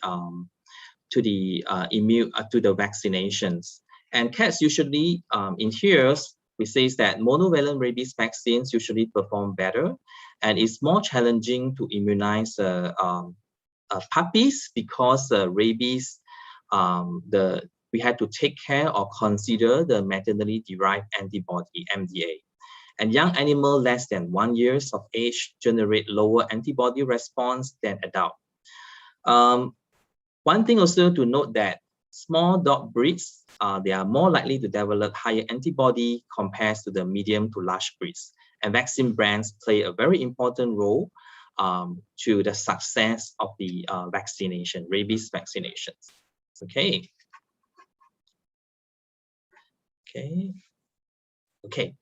So far so good.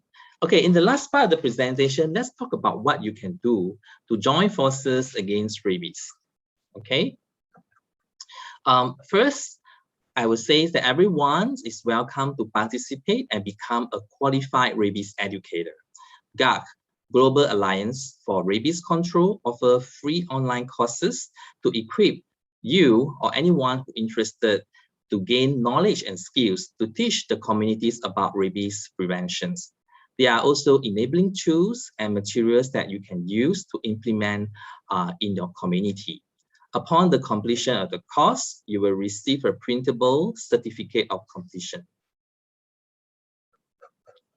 So how do you register for the coursework and become a certified rabies educator? You can do this by scanning the QR code here. And it's free of cost.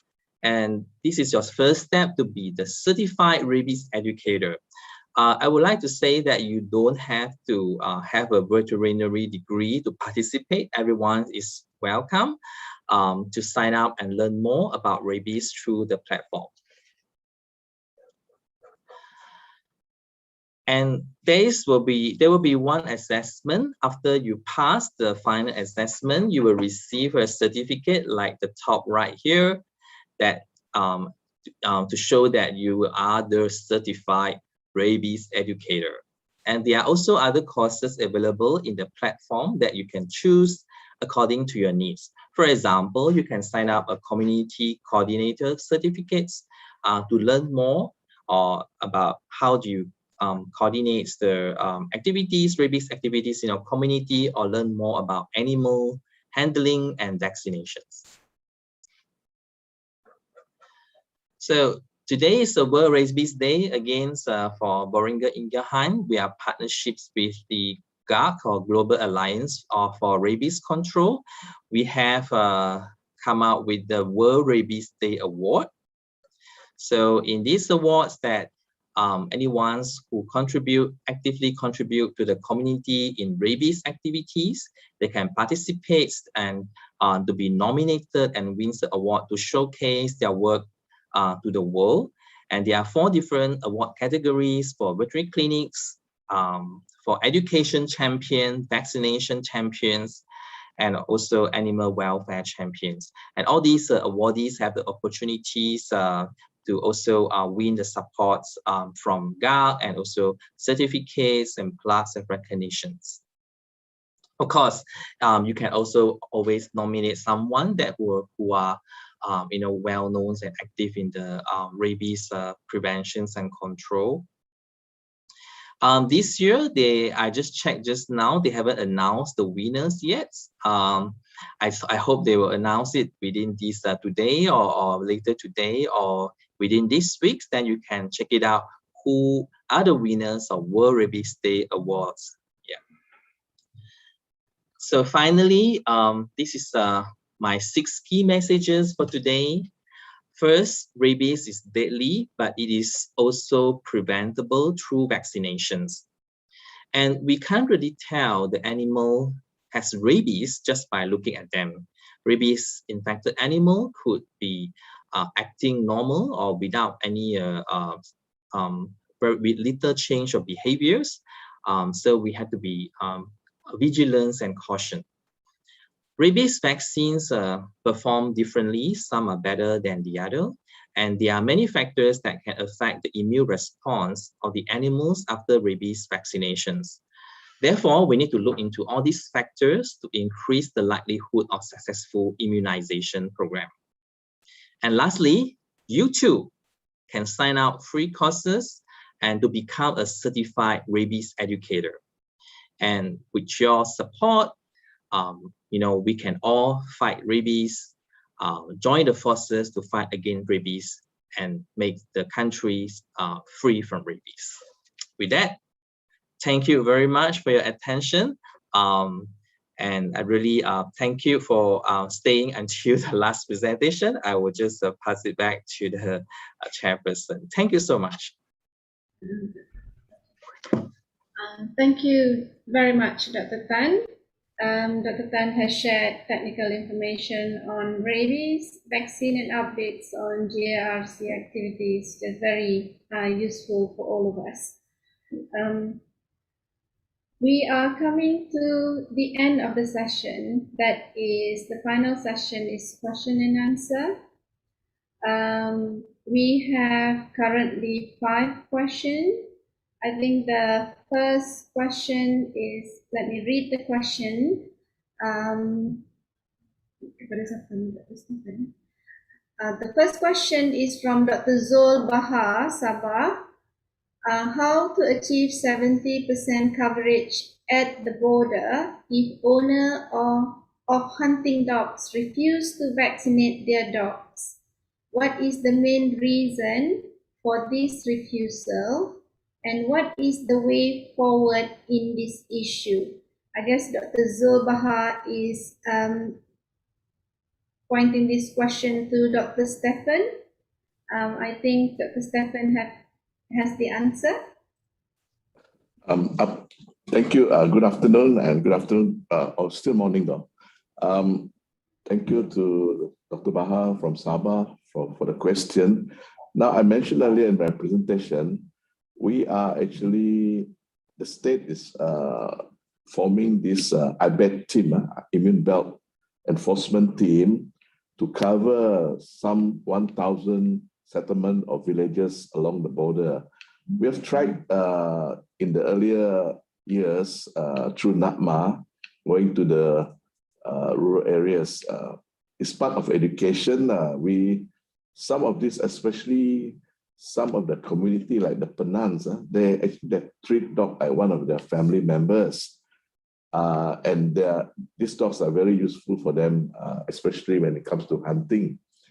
So most of them will be frightened because, these people, even they themselves don't get themselves vaccinated in most instances.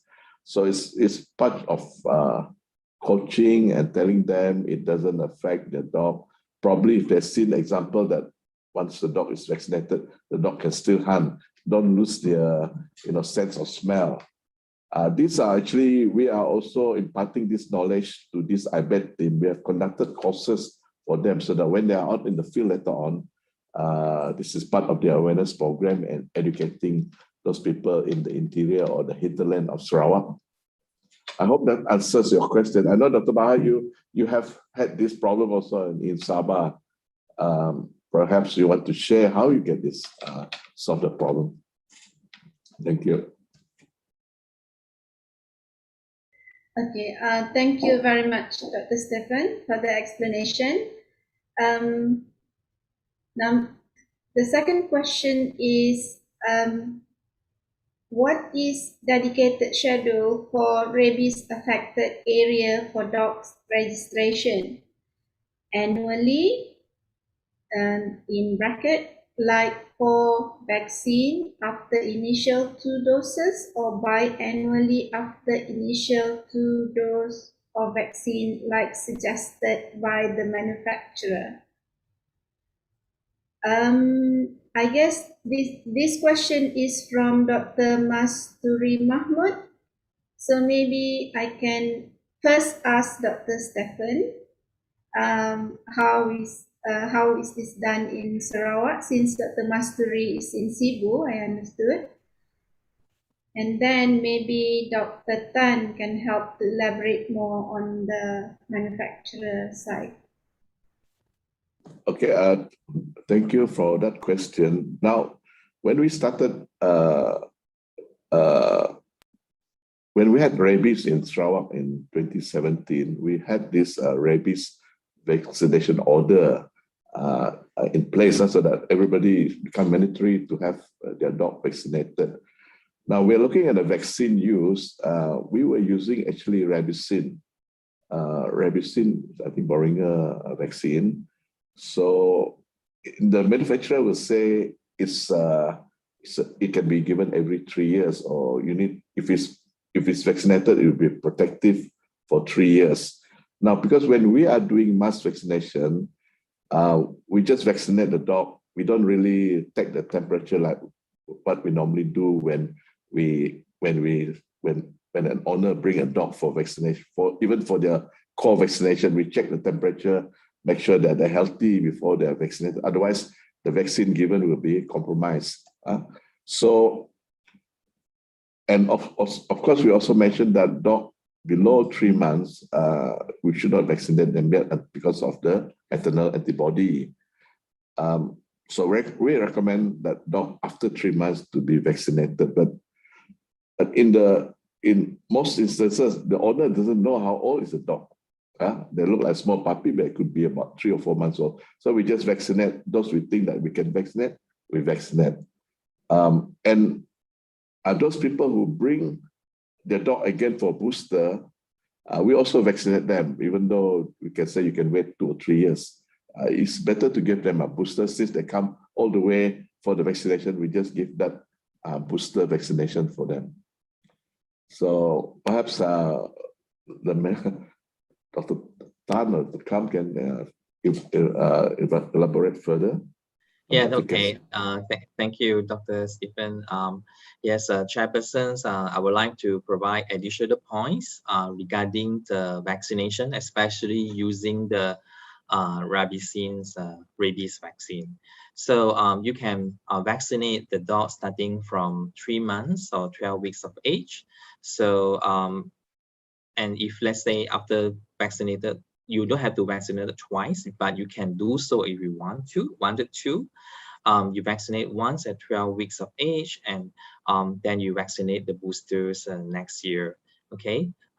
So of course, it's always good to discuss with the veterinarian for the vaccination schedule. If it's a puppy less than 3 months old, you can vaccinate the puppy as well, but you must repeat the dose after the 12 weeks of age. So again, we can't rely everything on government to do all the booster for you. So if you do the first vaccinations with the free rabies program, you can always bring your dog back to clinics to revaccinate.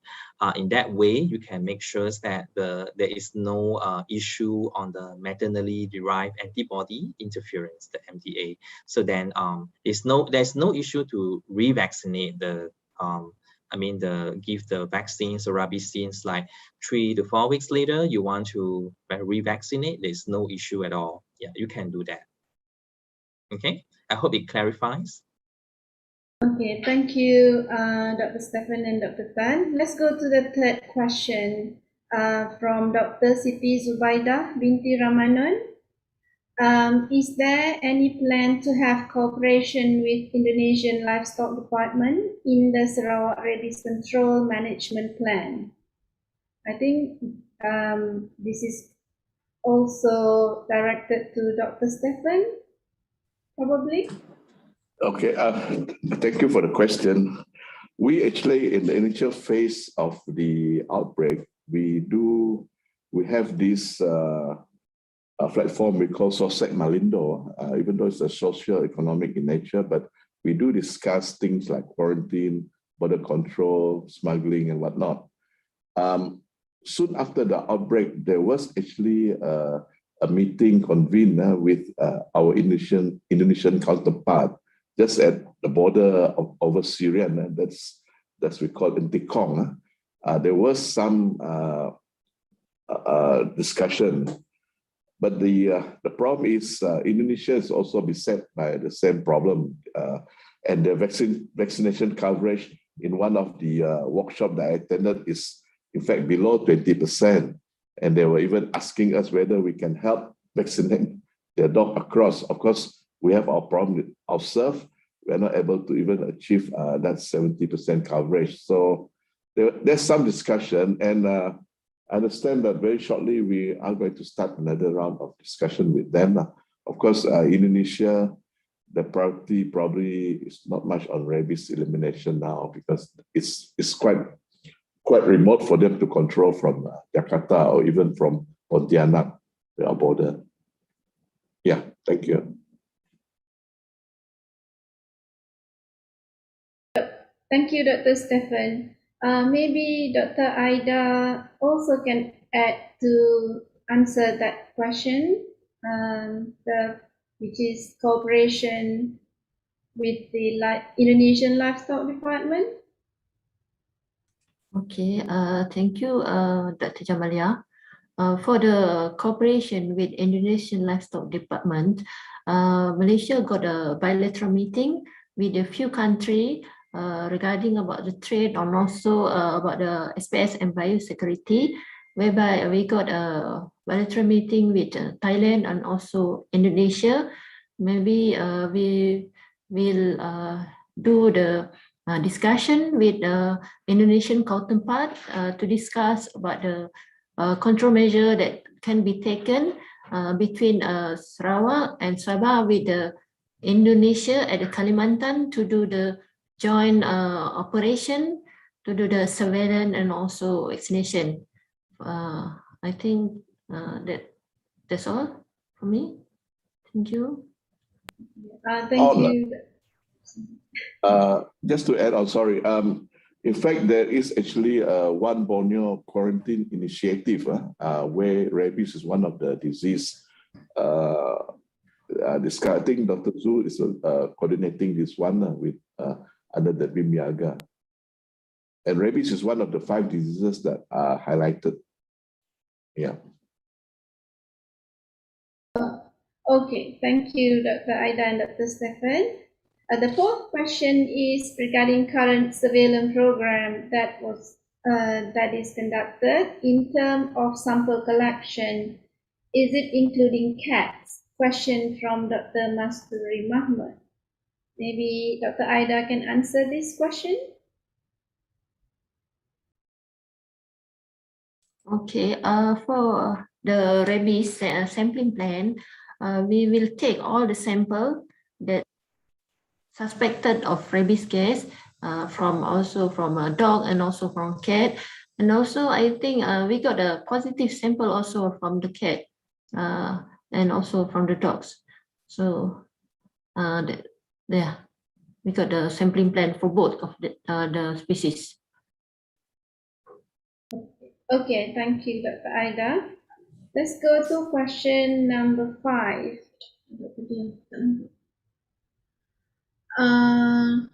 10 days quarantine for rabies observation in dogs. Is this effective, since their incubation period can be up to a year? meaning that infected animal can only transmit virus after signs have developed. The question from Dr. Natasha Low. Maybe Dr. Ida can answer this question.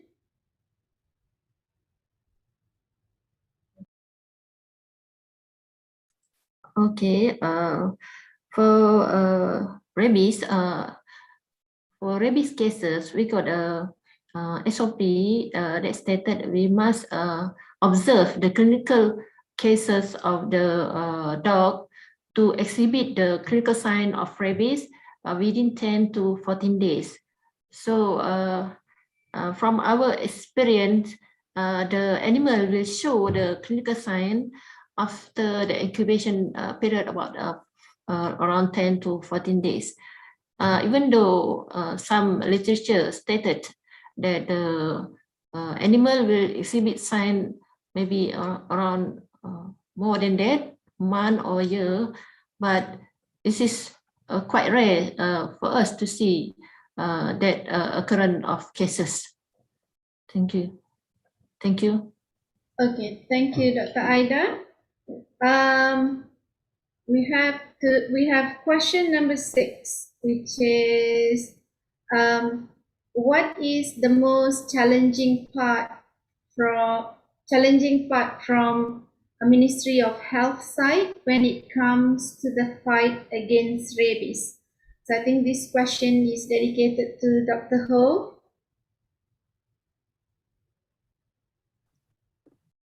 Thank you very much. I think for our side, again, we know that for prevention of human rabies is very simple. Means any once you have any bite incident, you have to wash the wound and come forward.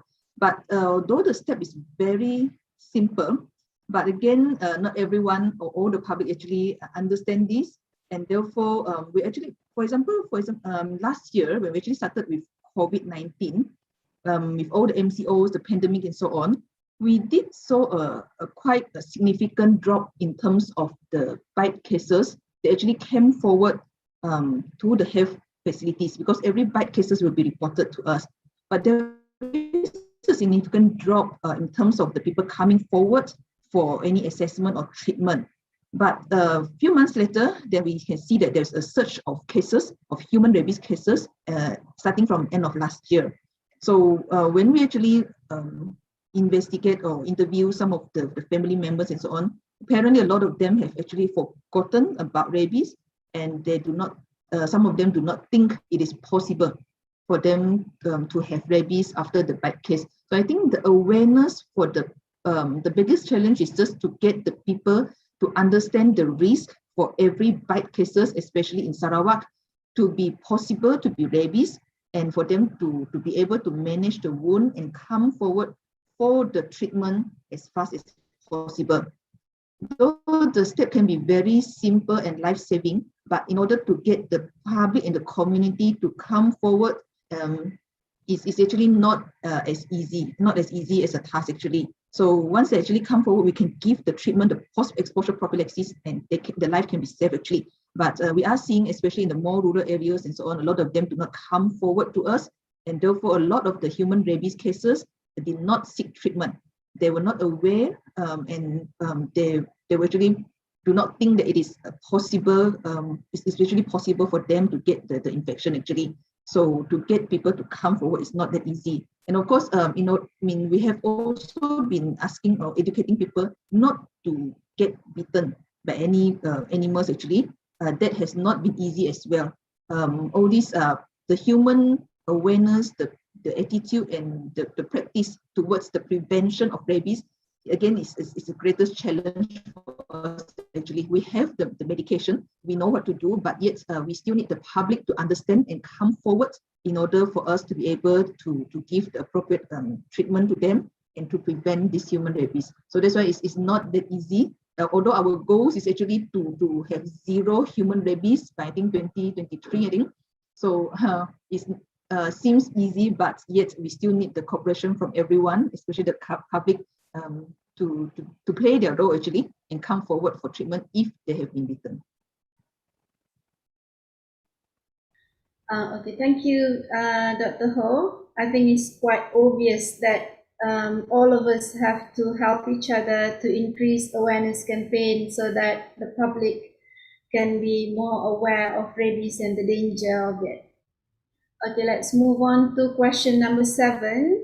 Could you please explain the rationale for 70% vaccination coverage and how does it eradicate canine rabies? This question is from 𝗖𝗂𝗄𝗏𝗃. Probably Dr. Tan, the one who bring up the fact. Yeah, Could sure. explain to that? Yeah, I think other speaker also cover about 70%, but this is based on the the study. They have a formal study on this. By vaccinating about 70% of dogs, you can stop the rabies because rabies, the transmission is through the bites. So you have enough dogs that is protected against rabies. They are not it's not easy to to spread because the spreading of the disease will come to like a true, you imagine like through a chain of events, but it will stop somewhere because some of the dogs are already protected. So I think the long answer short is that it's based on the former studies, that's published studies that shows that about 70% vaccination, the dogs population, that is quite effective. And in fact, we do have other study as well in other countries that when you have a very high percentage of coverage for dog vaccination, you can see a significant drop in dog rabies and also human rabies. So it's proven in the field, I would say, for this rationale. Okay. Anyone want to add? Any speakers? Do you want to add if you have?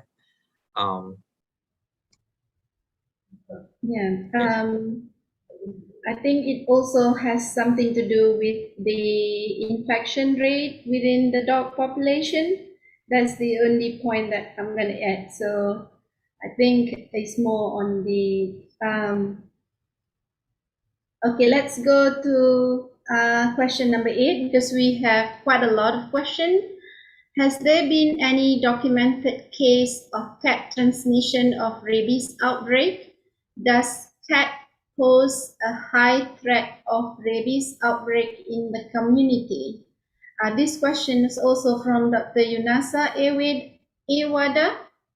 I think this one, who should answer this question? Dr. Stephen probably can answer this question, and Dr. Ho can also answer the question. Okay.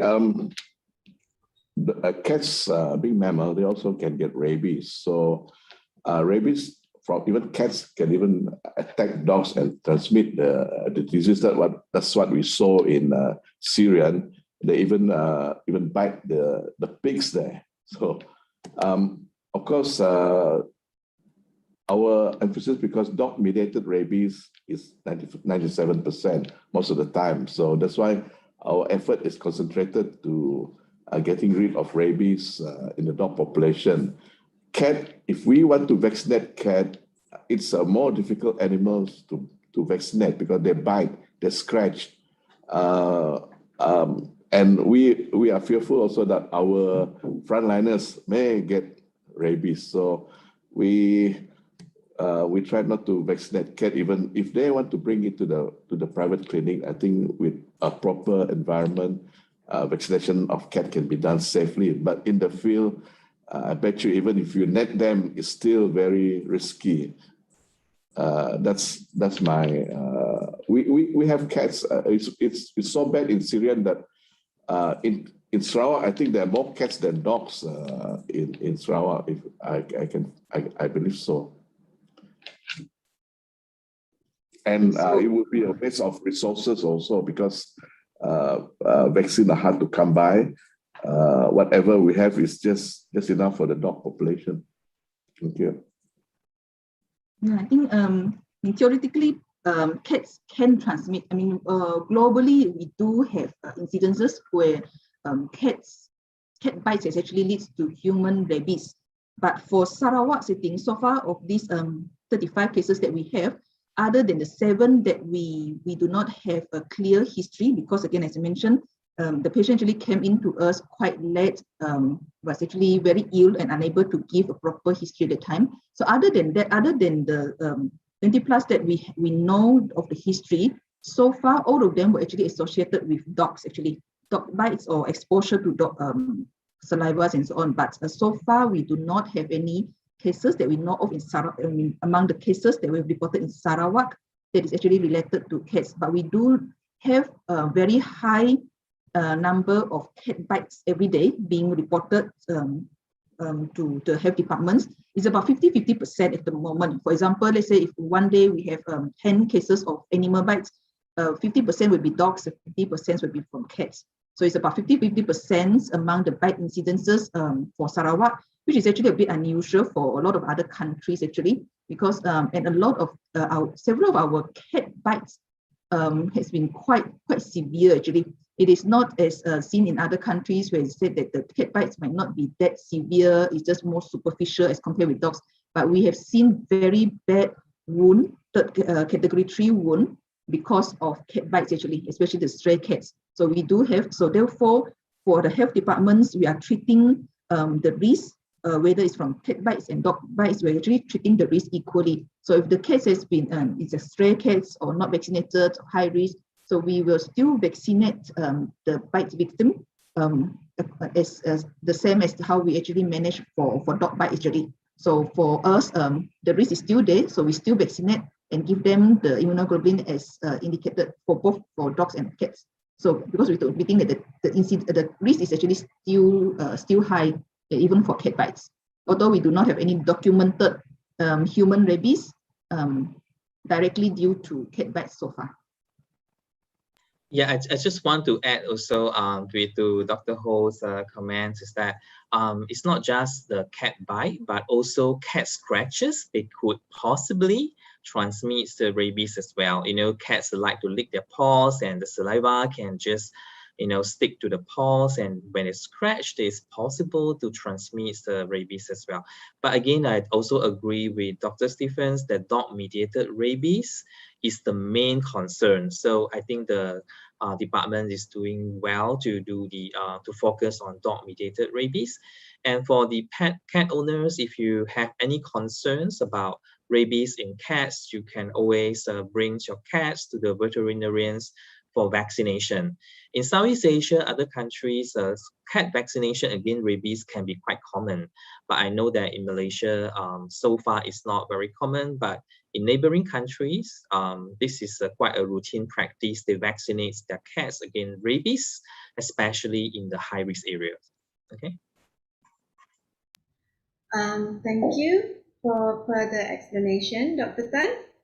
And the next question is, achieving 70% vaccination coverage in a community is not realistic, since we have community dogs that are roaming and feral dogs that are not easy to assess. What's your take in that? Question by also Dr. Yunasa. Probably Dr. Stephen. Okay. Thank you for the question. 70% is it's mentioned in most literature, but for the state, in fact, our politician will say vaccinate 100%, so that at least when we miss some, we will still come down to that at least a 70% protective level. Of course, it's quite impossible because dogs, they're multiplying, they don't have owners, a lot of them are strays. Those strays, we try as much as possible to remove them from the streets. But then, like I said, they can still breed again. You know, dog breed like twice a year, sometimes 3 times a year. So the population keep on increasing. It's always it's a long drawn battle. That's why they say it takes a long time to eliminate rabies. If it's like somebody you can control, you can do it like in COVID, 2-3 years perhaps. But because the dog population we cannot manage properly, that's why it's quite difficult to achieve actually 70% and sustain it for a couple of years.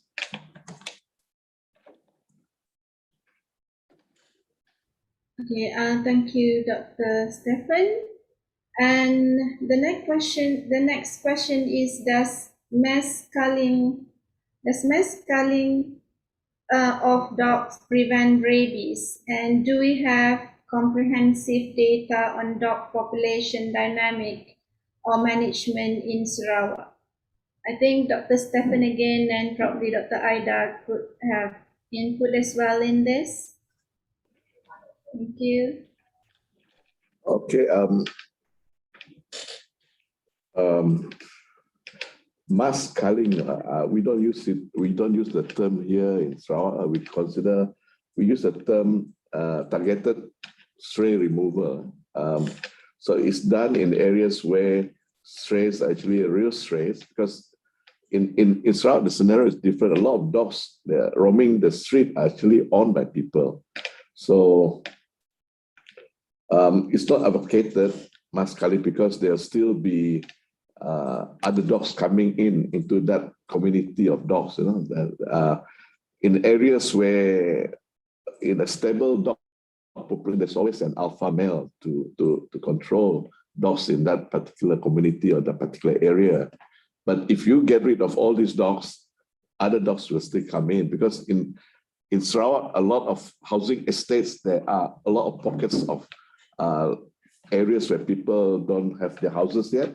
They just have their plot of land there where there are a lot of dogs actually are hiding inside there. So anytime you take out dogs, there'll be immediately replacement. We did experience this in Lundu, where we removed 5 dogs from a football field. Next day, we have 5 dogs coming back. So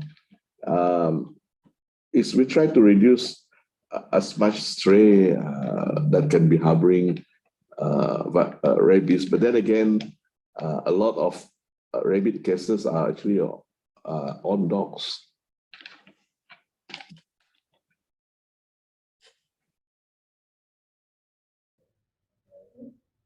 Dr. Ida, anything to add?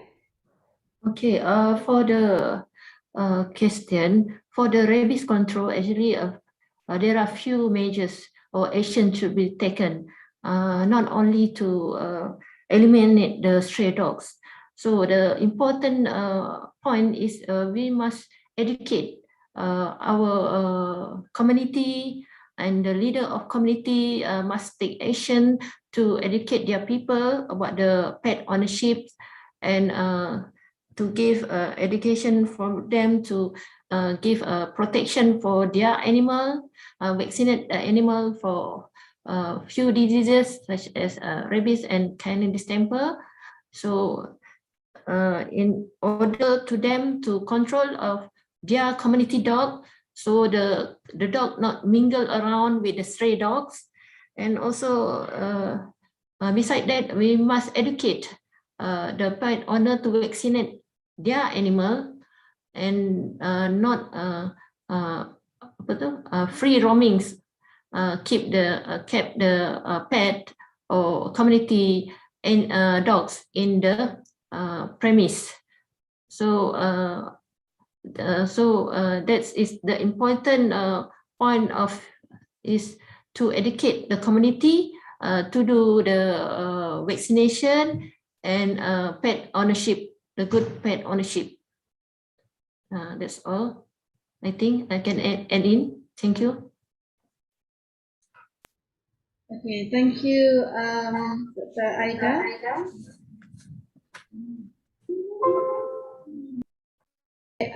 Looking at the list of questions,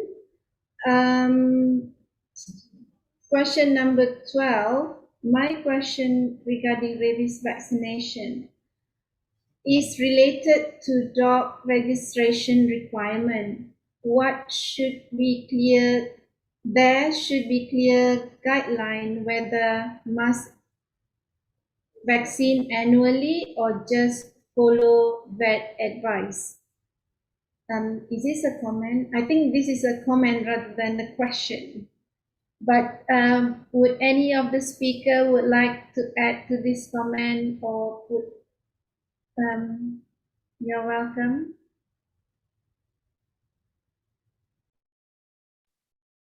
Maybe I just put a few points here.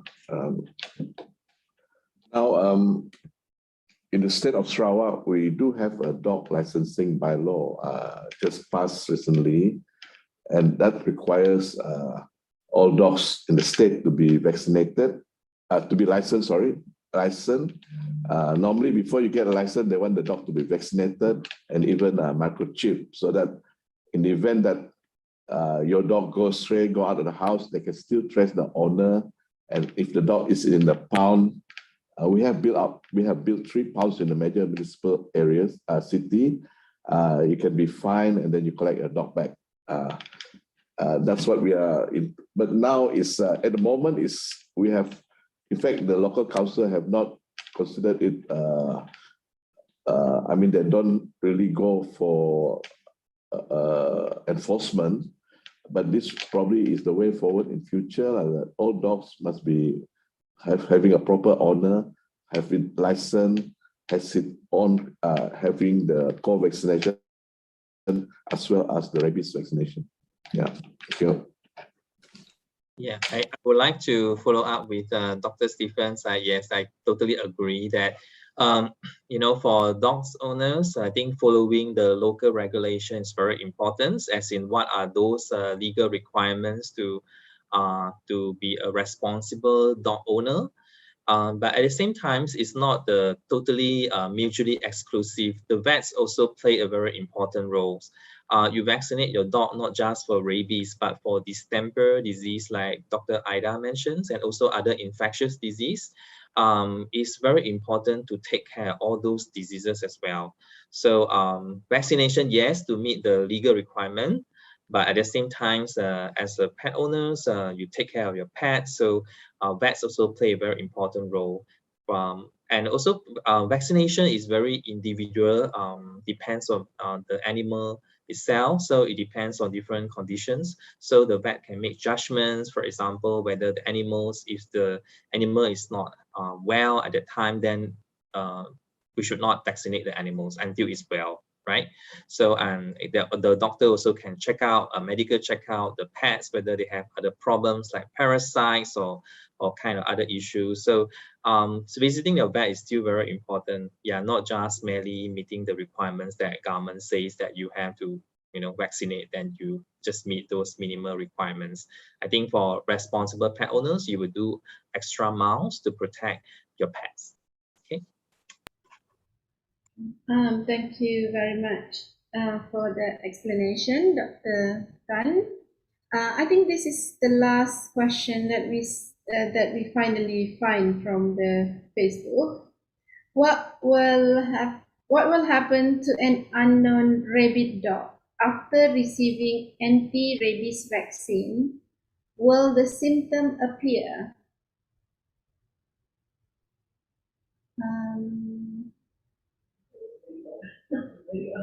I don't quite get the question, but I think any of the speaker who can understand the question well. Yeah, okay. Let me try. I think maybe I'll let other speakers to add in the points. I think first thing, there is no such thing as a you know, anti-rabies vaccine after the animal has been, let's say it's a rabid dog, like in the question you say it's a dog already showing the clinical signs or having rabies, maybe it's hypersalivation, aggression, and something. If the dog is already infected, there is no vaccines that can treat, I mean, those clinical signs. So we use for rabies vaccine for dogs, we use it to prevent. If the dog is already infected, unfortunately, vaccines can't really use to treat the animals. I hope I answered the questions. Yeah. Anyone want to add? Yeah.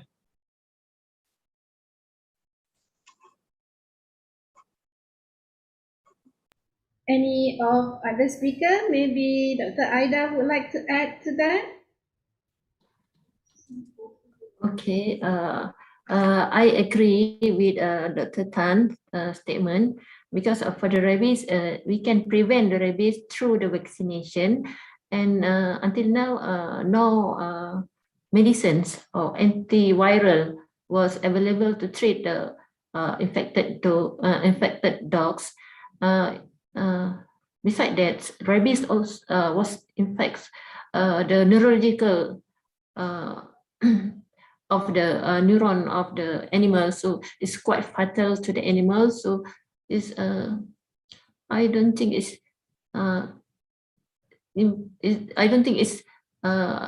good for treat the animal at the acute condition like that. That's all. Thank you. Okay, thank you, Dr. Ida. I can see that Dr. Stephen would like to add more to that. Please, Dr. Stephen. I'm just thinking out loud, depending on where, I didn't quite get the question just now. If the dog is bitten, and it's bitten at the lower extremities, and if you are vaccinating it just 2 or 3 days after the dog has been bitten, and the dog has not shown any neurological sign, maybe the vaccine will be fast enough to protect that particular dog. I think the case in point, the boy that survived, even though he showed the clinical sign, but he was given the prophylaxis, PEP, immediately before actually the virus reaches the brain, even though it's tested positive. Is that right, Dr. Ho? Yes, so this is because I think the mother have actually done quite well. Right, it was actually a very, very bad bite incident actually, biting even at the head region and so on. So the mother actually quickly washed the wound and sent the child over to the hospital. So was immediately given the immunoglobulin as well as the vaccination. So the child did show symptoms. I think about day 10 or day 11 did show symptoms of rabies and was confirmed positive for rabies at that time. But just fortunately, probably in children, probably his prognosis is a bit better actually. So somehow he survived after a few months in the hospital and he actually walks home. There was one of the survivor that actually walks home among our cases actually, because it was a very immediate intervention has been taken. So as mentioned, if once the symptoms started, means the virus has actually reached the brain. I don't think so far any documented cases, I mean, it's not quite easy for us to actually revert it or to save the lives of anyone who has actually started to show any symptoms for rabies actually. Okay, thank you very much for the explanation, Dr. Stephen and Dr. Ho. And I think it's very important for us to remember at all times, for us to be quick. The message that I got from Dr. Ho, I think that if there's a bite case, it should be washed as quickly as possible and we bring to the hospital. So that is very important to remember. We have come to the end, but before we end the session, the webinar, BI Ronma would like to share the survey, the small survey that they have conducted. And who is going to share it, Dr. Doctor? Yes, I'm Eddie. I'm going to share that. Thank you very much. Welcome, Eddie. Yeah, thank you, Madam Moderator. All right, so just a quick one. Can everyone see my screen right now? Can you? All right, thank you. So thanks to the response, we have a 283 response for this pre-survey, basically to actually get the understanding regarding the rabies awareness. And then we have this response from all over the states lah. And then I'm not going through that. So let's quickly go through some of the questions first. Like for example, this is actually what we see that some people thought that rabies is rabies symptom can still be cured through vaccine. This is not true. Yeah, the right answer for this so-called 100% vaccine preventable disease means that only if the dog or person is vaccinated before they actually get exposed, or like just now what I actually mentioned, the pre-exposure kind of like prophylaxis, then only we can actually prevent the vaccine. But if the symptoms already kind of like appeared, there is no cure. And then Also, when it's actually during the incubation period, a person will not show any symptom. So, and the incubation period is actually varies depending on the individual. So like just now what like Dr. Ho also actually mentioned that it could actually from days even up to like, a few months kind of things. So that's why the right answer was supposed to be true. There will be no symptoms during the incubation period. And that's why, vaccine prevention, especially in the dogs, is actually very important. So it's the same thing that once the rabies reach the brain, it is too late, okay, because there's nothing much we can actually do that. And also, like here is actually about the awareness, how do we protect ourselves? So if we really think an animal is actually displaying any signs of the rabies, so of course we should actually stay away from that. And some people will say that, to restrain animal by grabbing it. No, this is actually not recommended. Of course, if it's actually what they call that, the authority or those actually person is actually having experience, they wanted to actually catch it for, all this kind of like a campaign reason, then they are the only one that they will do that. And then the rest is actually, I can see many people actually agree that it is very important to teach the children. Some people say force. Well, children needs to be actually aware because they can actually kind of like, absorb the knowledge very fast. So that is actually the way to protect them. The reason why is because over here, we can see that, yes, because children, as we've seen from the earlier videos, 40% victims are the children. So they are, the reason why it happens because first, they are less likely to report the bite cases. They also do not, unable to recognize or avoid any threatening behavior in dogs because, just like, a very cute dogs, they just want to actually get near it. So they are less able to protect. So the answer was supposed to be all of the above. So which is actually the green color lah. And then this is actually towards like if the strange dogs, or stray dogs actually comes near to you or even showing some aggressive kind of like a sign, what should we actually do? One of the way that is being taught globally is that we should actually try not to provoke the dog by, you just stand still and pretend to be a tree. So whether you actually shout at the dog or whether you wave the hands in the air or you try to run away, that will actually makes the dog, get so-called excited and they try to actually chase you. So the right answer is actually you have to pretend and to stand like a tree. Now, it also depends on the situation. If it's actually really the dogs really attack you, even though you stand like a tree, right? So the next thing what you should do is actually you have to pretend like a rock. The reason why pretend like a rock is actually you have to cover, the most important part is actually your head. So and just try to actually cover the main important body organs part. If you actually shout at the dog, you try to attack or even struggle with the dog, it may actually tear the wound even bigger. That will actually cause the virus spread and all this will be worse. So sometimes dogs will not actually attack when it's a standstill kind of like an object. But again, hopefully you will actually get less kind of like a wound from this activity, this kind of like action. And then, of course, this is actually about the dog owner kind of like ownership responsibility. As a dog owner or even a cat owner, we should always kind of like, observe for the behavioral changes because anything changes, it means that something might not be right. Okay. And this one is actually, which one is true about the rabies? So the answer here that we can see actually people, and we can see a different kind of like option here. Now, the right answer is actually people can get rabies just by being scratched, like what Dr. Tan actually mentioned, because the saliva is actually in the claws or in the nails there. But rabies, they actually like they were deposited in the nervous system, so it's not in the blood. And also, rabies vaccine cannot cure the rabies when the virus already reached the brain. And also, bats is not the number one source; it's actually the dogs. So that is why we keep saying that vaccinating 70% of the dog it's very important for the herd immunity kind of like concept lah. And then this is actually the same that if you actually get bitten. So just now already mentioned that quickly wash your wound immediately. And then also the dog should be actually observed. The dog should not be killed immediately or to test for the rabies immediately because this is actually talking about a dog that has actually bitten someone. It doesn't say that it's a rabid dog to begin with. So we do not know if the dog is rabid is a rabies dog or not. So what you need to do is actually you have to just observe them for 10 days. If they die between that time, then yes, then you have to quickly go for that. Because if it's normal or during incubation kind of a time, normally it's very difficult for you to actually get the result.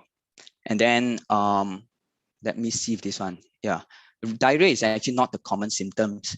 So the rest is actually, what do you call that? The pain and the site. So the answer was supposed to be A.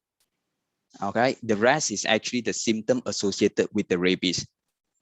And then, yes, this is actually where another awareness is that all of this should not be done. Meaning say we should not actually suck the wound, okay, or apply any kind of like a garlic or any kind of like a medicine. Instead, we should immediately wash it, okay, and then go to the clinic. And then if you get bitten and immediately go to the laboratory to test for rabies, it will not actually able to tell you anything because it's actually not there yet. And then you should also not killing the dog immediately. And lastly, is that yeah, this is actually where it's already mentioned now. So thank you everyone for the survey, and yep, I'll pass it back to you, Madam Moderator. Thank you. Okay, thank you very much, Eddie, for sharing that information. I think overall we can see that our awareness campaign is actually working in a way, because there's more people who understand rabies than who don't understand it a bit. I mean, there are some extent of understanding, so more and more work of awareness should be carried out. I've apologized that we have taken 10 minutes extra of your time, that we have exceeded 10 minutes. But anyway, I think this seminar is a very useful and very informative seminar. I would like to thank all the speakers, Dr. Stephen, Dr. Ida, Dr. Tan, and Dr. Ho, for all the efforts and sharing all this valuable information with us. And I think probably we can organize more seminars in the future to get the information about rabies across. Okay, thank you very much to everyone for your time spent, and hope to see you. Stay safe. Thank you very much. Okay, thank you.